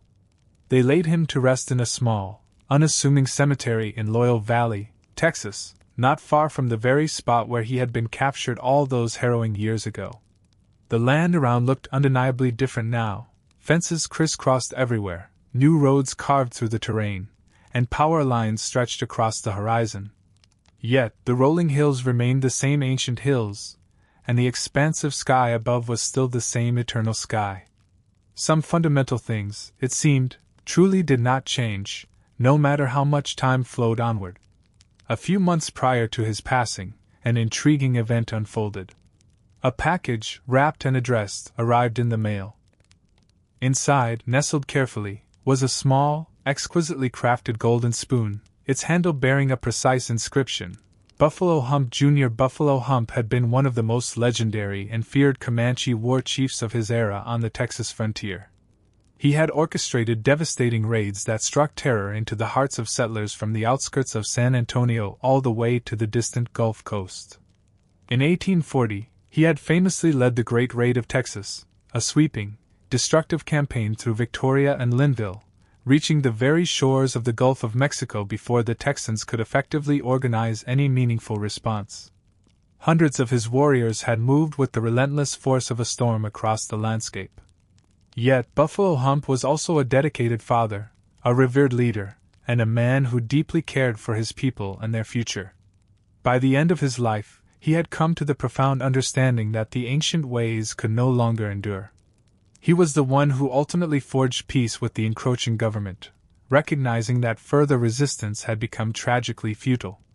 He dedicated his final years to helping his people navigate and survive in a drastically changed world that, seemingly, no longer held a place for them. This golden spoon was intended as a gift for Herman's first grandchild, a profoundly symbolic gesture reaching across the vast chasm of the old divide. It came from the very people Herman had once lived among, sent to the family he had meticulously built after leaving them. That gift held immense significance. It was an acknowledgement that the powerful bonds forged on the harsh frontier did not simply dissolve because the frontier itself had vanished. It was a tangible sign that somewhere, whether in Oklahoma or Texas, people still remembered him, and still deeply cared. Herman cherished that spoon for the remainder of his life. He would sometimes show it to people when they inquired about his tumultuous years with the Comanche, presenting it as undeniable proof that those relationships had been profoundly real, that he had been far more than merely a captive or a prisoner. He had been an integral part of something larger, a member of a vibrant people, part of a distinct way of life that, though now gone forever, had been undeniably real and beautiful in its fleeting time. Quanah Parker had passed away in 1911, a full 2 decades before Herman. His funeral was an event of immense scale, one of the largest ever witnessed in Oklahoma, drawing thousands of mourners, Comanche and white people alike. He was laid to rest beside his mother, Cynthia and Parker, whose remains he had painstakingly arranged to have moved to Oklahoma so that they could finally be together in eternal repose. On Quanah's gravestone, a poignant inscription had been carved, resting here until day breaks and shadows fall and darkness disappears. It was a distinctly Christian sentiment for a man who had, paradoxically, spent his entire extraordinary life bridging and embodying 2 utterly disparate worlds. He had been a fearsome warrior and a shrewd diplomat, a powerful Comanche chief and an undeniable American celebrity, a man who had, with remarkable resilience, never ceased being both things at once. Herman, more than almost anyone, intimately understood that profound experience of living between, the complex act of carrying multiple, often conflicting, selves within a single body. He had spent 50 years doing precisely that himself, never feeling fully Comanche, yet never entirely Texan, always existing somewhere within that complicated, nuanced middle ground. Perhaps, he mused, that was the true, enduring legacy of the frontier. Not solely the relentless violence, or the immense hardship, though there had certainly been an abundance of both, but rather the powerful mixing, the inevitable blending, the remarkable way people from entirely different worlds could, against all odds, find common ground when the stark demands of survival necessitated it. Kit Carson, another legendary figure of the frontier, had passed away in 1868, at the relatively young age of 48. His body, they said, was utterly worn out by decades of an unceasingly hard life. Legend has it that his final words were a request for a pipe and a hearty buffalo steak, the elemental tastes of the trail, the very things that had so profoundly defined his entire existence. In his time, Carson had worn many hats: trapper, scout, soldier, and Indian fighter. Some of those roles and titles, viewed through the lens of modern history, certainly appear very different from how they were perceived then. History, after all, possesses an undeniable knack for complicating its heroes. But whatever else he might have been, Kit Carson was, above all, an indomitable survivor. He was a man who, time and again, ingeniously navigated his way through situations that, by all rights, should have claimed his life, persisting until his body, finally, simply could endure no more. Jack Hayes, in contrast, enjoyed a longer life, reaching 66 years of age and ultimately dying wealthy and respected in California, a place geographically and culturally about as far from Texas's enchanted rock as one could get while still remaining within America. He had been, successively, a fearless ranger, a disciplined soldier, a stern sheriff, and a shrewd businessman, continually reinventing himself each time the world around him shifted. That, in itself, was a distinct kind of survival, the profound wisdom of knowing precisely when to cling to the past and when, crucially, to let it go. The legendary Buffalo Soldiers continued their dedicated service until 1951, amassing over 80 years of truly distinguished contributions.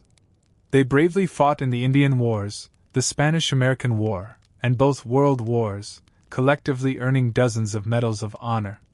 Their unwavering valor proved, time and again, with resounding clarity, that true courage simply does not care about the color of one's skin. Billy Dixon, the famed scout whose marksmanship was pivotal in the harrowing Buffalo Wallow fight, lived until 1913. He spent his later years as a rancher in Oklahoma, ironically not far from the muddy hollow where he had so nearly met his end.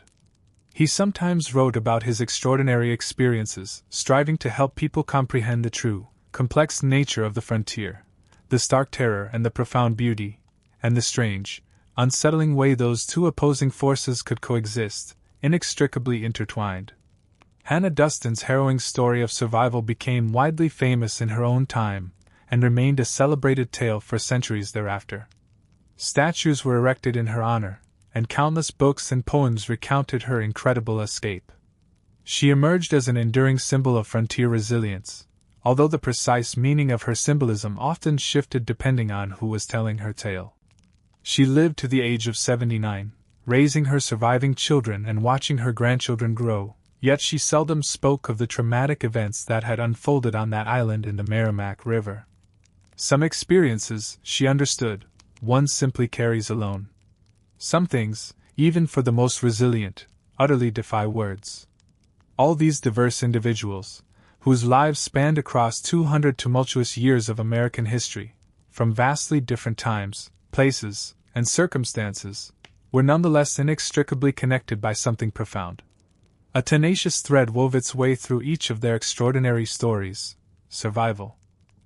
And it was not merely about staying alive, though that was certainly an essential part of it, but something far deeper, more fundamental. It was the unyielding refusal to be utterly destroyed by the horrific events that befell them. It was the fierce insistence on forging meaning, on discovering purpose, on somehow finding a way forward even when moving forward appeared utterly impossible. It was Kit Carson, crawling barefoot through unforgiving cactus country to rescue his stranded comrades. It was Jedediah Smith, witnessing his entire trapping party brutally massacred, yet somehow summoning the inner strength to continue. It was Jack Hayes, wedged into a narrow crevice on the legendary Enchanted Rock, remaining as cool and collected as creek water while 30 determined warriors relentlessly tried to kill him. It was the Buffalo Soldiers, huddled in a muddy wallow, wounded and freezing, managing to hold off 100 attackers through sheer, indomitable will.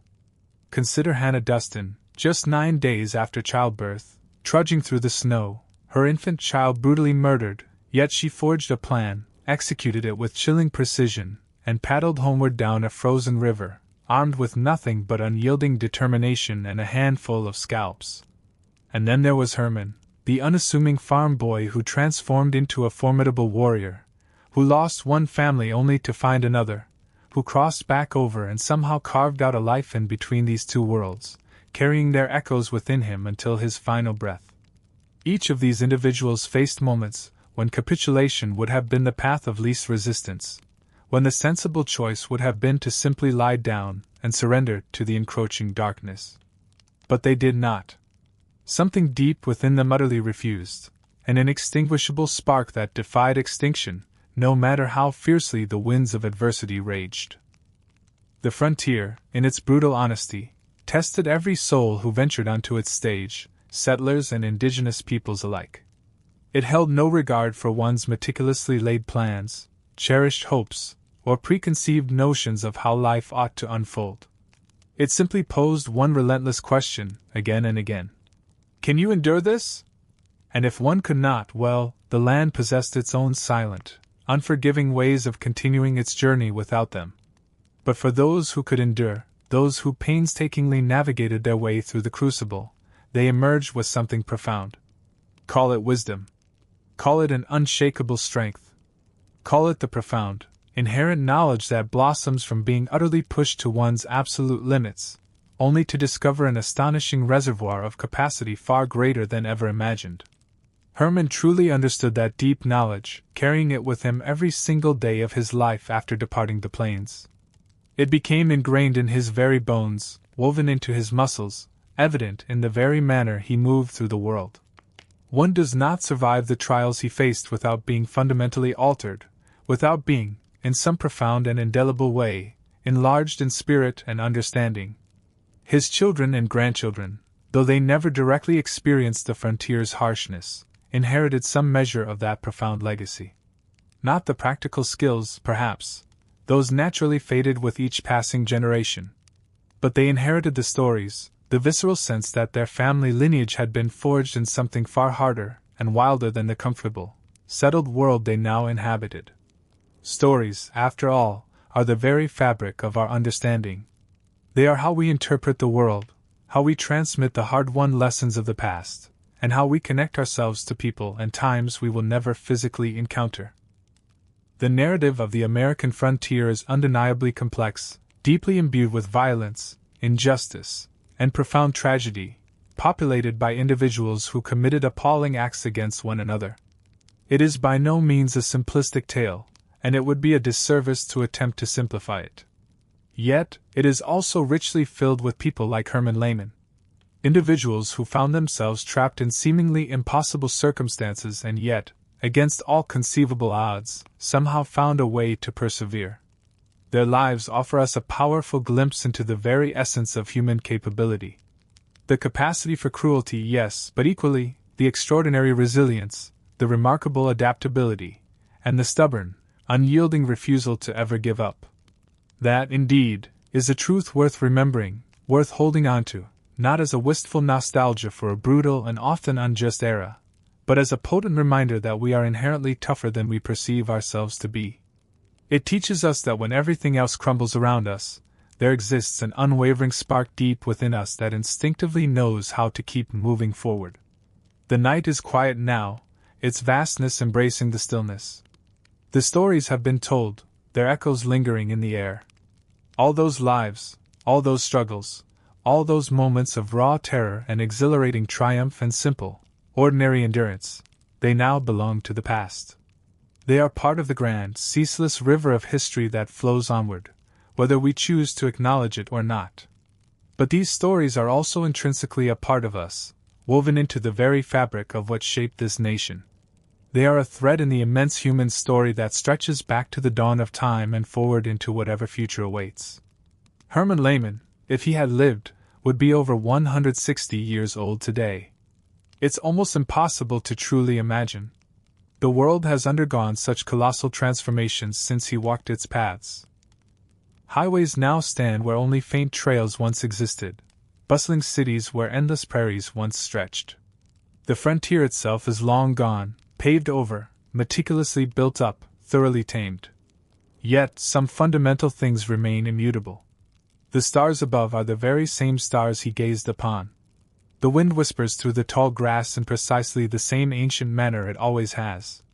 And the deep, innate human need for a sense of home, for belonging, for meaning, that, too, remains profoundly unchanged. We are all, in our own ways, surviving something. That is the fundamental essence of being alive.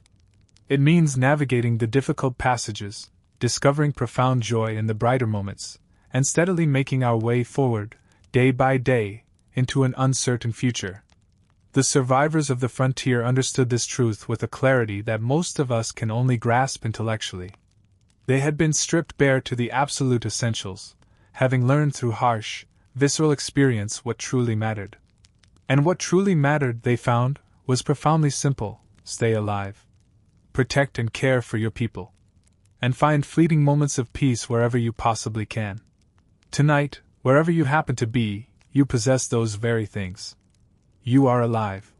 You have people who care deeply about you, even if they are physically far away.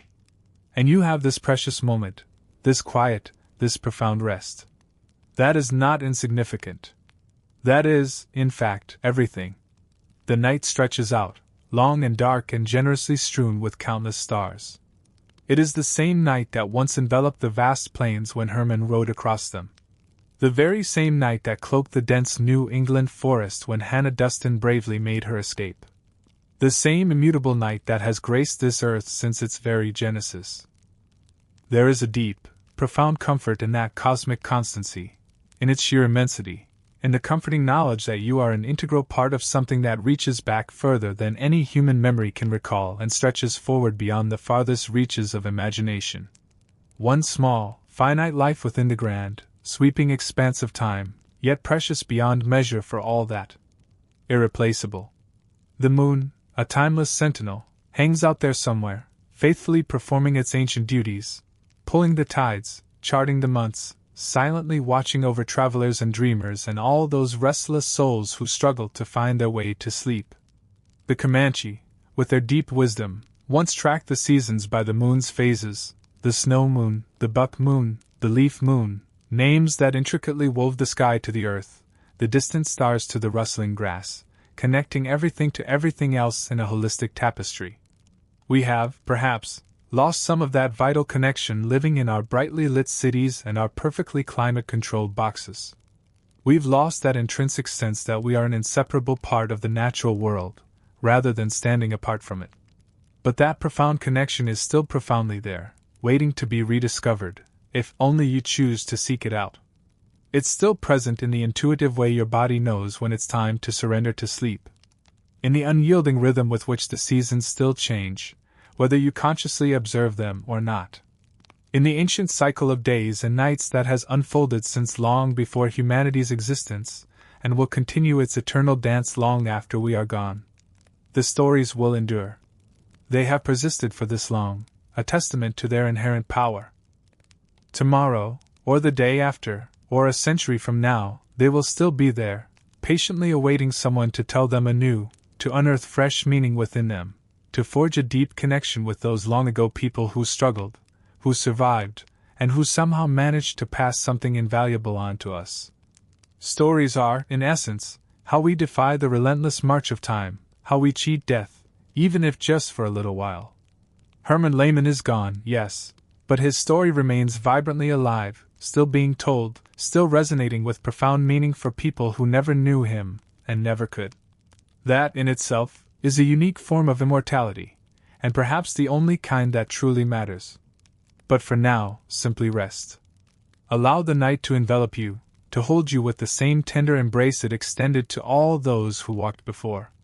Let the quiet settle deeply around you, like a soft blanket of snow gently falling upon a winter prairie. Hush, serene, covering everything in a profound, peaceful stillness. Let your mind gently drift away from words and stories and the endless stream of thoughts, sinking into that soft, dark, welcoming space where dreams first begin to unfurl. That liminal place between waking and sleeping, where every possibility expands and nothing, for a while, can bring pain anymore. You are safe here, warm, perfectly comfortable. All the inherent dangers of the frontier are now far away in time, if not in literal space. All the day's struggles and burdens are firmly behind you. All the worries that tomorrow might bring can patiently wait. They will, after all, still be there in the morning, they always are. But for this moment, they are not your concern. Just this instant, just this breath, just the slow, easy, soothing slide into the depths of sleep. The wind whispers softly through the tall grass somewhere out there in the vastness. Perhaps it is the very same wind that swept across the plains 150 years ago. Perhaps wind, in its timeless journey, cares nothing for human concepts of time. Perhaps it simply keeps moving, generation after generation, carrying whatever needs carrying, whatever messages need to be delivered across the ages. The stars, in their ancient, majestic patterns, wheel silently overhead. The same constellations by which the Comanche expertly navigated. The same cosmic maps sailors have followed for thousands of years. The stars do not change, not in any way that truly matters to us. Or they change so slowly that it amounts to the same comforting constancy. You can depend on them in a way you can depend on very little else in this shifting world. Somewhere, in some other time, a young man rides freely across those endless plains beneath those very same stars. Free and wild and profoundly alive. Not knowing what lies ahead, not knowing how his story will ultimately conclude, simply riding, simply being, simply an integral part of the great, unfolding mystery that none of us can ever truly perceive from the inside. And you, in your bed, in your quiet home, in this tranquil moment at the close of a long day, you are inextricably part of that same vast world. The same enduring story. The same long, human journey toward the dawn of a new day. The frontier is gone now, yes. Paved over, built up, thoroughly tamed. But its essence still resides in the stories we tell. Still flows in the blood of the people who descended from those courageous survivors. Still resides, perhaps, in all of us. In that intrinsic part of our being that instinctively knows how to keep going when everything falls apart. That part that resolutely refuses to ever give up, no matter what challenges arise. You carry that strength, too, whether you consciously acknowledge it or not. The inherited strength of all the people who came before you, their resilience, their unwavering stubbornness, the quiet courage that saw them through unimaginable trials and, ultimately, brought you here. Let go now. Allow yourself to gently sink into the profound embrace of rest. Let these potent stories settle deeply into your bones, precisely where they belong. The night is kind, the darkness is soft and enveloping, the world is quiet, and you are utterly safe. Sleep well. Freezing, holding off 100 attackers through sheer, unyielding will. Think of Hannah Dustin, just 9 days postpartum, trudging through the snow after witnessing the brutal murder of her infant. Yet, amidst unimaginable grief, she forged a plan, executed it, and then paddled homeward down a frozen river, armed with nothing but resolute determination and a grim handful of scalps. And then there was Herman, the unassuming farm boy who transformed into a formidable warrior. He lost one family but found another, crossed back into a world he once knew, and somehow carved out a life that bridged two disparate cultures, carrying the weight and wisdom of both within him until his dying day. Each of these individuals confronted moments when surrender would have offered an easier path, when the logical choice would have been to simply lie down and let the encroaching darkness claim them. But they refused. An inner force, a stubborn refusal to yield, ignited within them, a resilient spark that no matter how fiercely the wind howled, simply would not be extinguished. The unforgiving frontier tested every soul who ventured onto it, whether settler or native. It held no regard for one's grand plans, cherished hopes, or preconceived notions of how life ought to unfold. Instead, it posed a singular, relentless question. Can you truly endure this? And for those who could not, the land, in its indifferent vastness, had its own ways of moving on without them. But those who possessed the grit to persevere, who discovered a path through the trials, emerged with something profound. Call it wisdom. Call it an unshakable strength. Call it the deep, intrinsic knowledge that only comes from being pushed to the very brink of your limits, and, in that struggle, realizing you possess far greater reserves than you ever imagined. Herman understood that knowledge intimately. He carried it with him, embedded in his very being, every single day after leaving the plains. It resonated in his bones, pulsed through his muscles, and shaped the quiet, resolute way he navigated the world. One simply does not survive what he endured without being fundamentally transformed, without being, in some profound sense, enlarged. His children and grandchildren, though generations removed, inherited a measure of that legacy. Not the specific frontier skills, perhaps, those faded with each passing generation. But they inherited the stories, the pervasive sense that their family had been forged in a crucible far harder and wilder than the comfortable, settled world they now inhabited. Stories, you see, are essential. They are the primary means by which we attempt to comprehend our experiences, how we transmit the lessons we've gleaned, and how we forge connections with people and periods we can never physically encounter. The narrative of the American frontier is undeniably complex, woven with threads of brutal violence, profound injustice, and heart-wrenching tragedy, filled with countless instances of people inflicting terrible acts upon one another. It is not a simple tale, nor should it ever be sanitized or simplified. Yet, it is also richly populated with individuals like Herman Lehman, people who found themselves caught in utterly impossible circumstances and, against all conceivable odds, somehow discovered their way through. Their lives offer us a powerful glimpse into the true extent of human capability, the capacity for cruelty, yes, but equally, the breathtaking resilience, the remarkable adaptability, and the unwavering refusal to simply give up. That is a truth worth remembering, worth cherishing, not as a nostalgic longing for a time that was, in many respects, both brutal and profoundly unjust, but rather as a poignant reminder that we are intrinsically tougher than we often believe. It reminds us that when every external structure crumbles, an innate core within us knows precisely how to keep moving forward. The night has grown quiet now. The stories have been told. All those individual lives, all those arduous struggles, all those moments of terror and triumph and the quiet dignity of ordinary endurance, they are now part of the past. They flow within the great, unceasing river of history, whether we choose to acknowledge it or not. But crucially, they are also a part of us. They are a part of what shaped this nation, and a part of the grand human story that stretches back to the dawn of time and forward into whatever future awaits. Herman Lehman, if he had lived, would be well over 160 years old today. It's difficult to even fathom. The world has changed beyond recognition since he walked upon it. Highways now snake where only faint trails once existed. Bustling cities rise where vast prairies once stretched. The frontier itself is long gone, paved over, built up, meticulously tamed.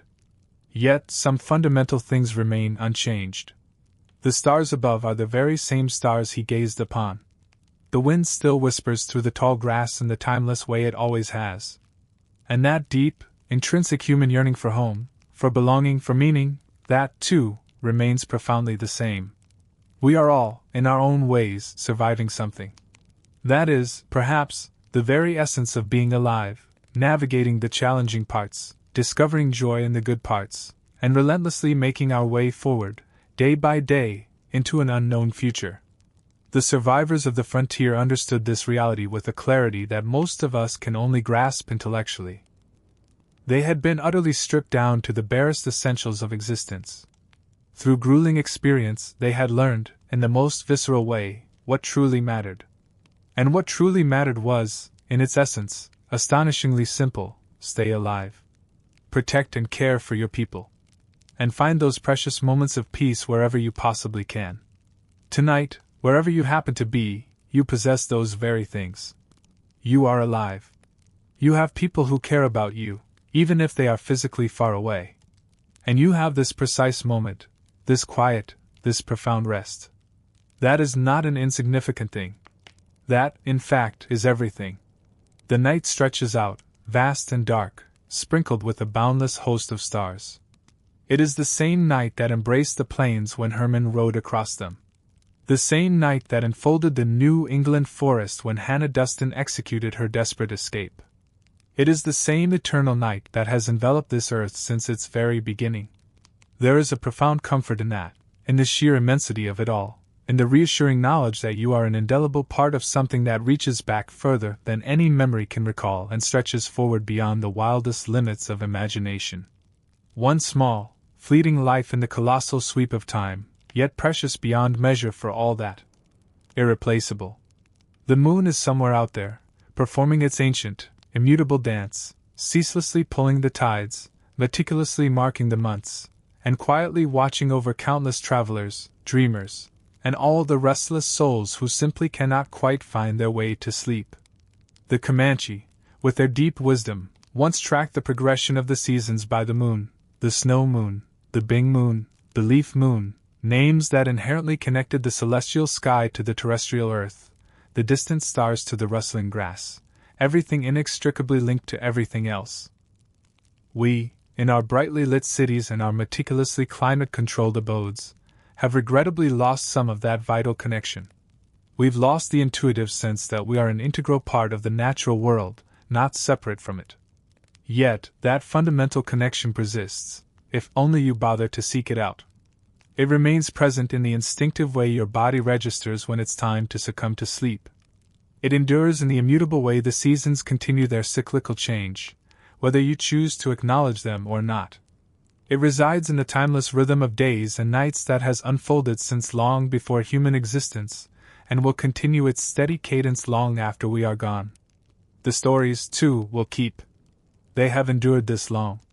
Tomorrow, or the next day, or the day after that, they will still be there, patiently waiting for someone new to tell them once more, to discover fresh meaning within their depths, to forge a connection with those long-ago people who struggled and survived and, in doing so, somehow passed something invaluable on.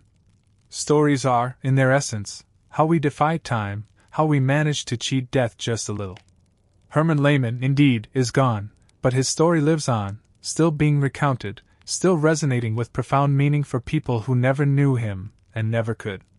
That, perhaps, is a true form of immortality. It may even be the only kind that genuinely matters. But for now, rest. Allow the night to envelop you, just as it embraced all those who came before. Let the quiet settle deep within you, like a soft, gentle snow falling silently upon a vast winter prairie, tenderly covering everything in a profound, hushing stillness. Allow your mind to drift effortlessly away from words, from stories, from the relentless stream of thoughts, into that soft, welcoming dark space where dreams first begin to unfurl. That liminal place between waking and sleeping where everything feels exquisitely possible, and nothing can hurt you anymore.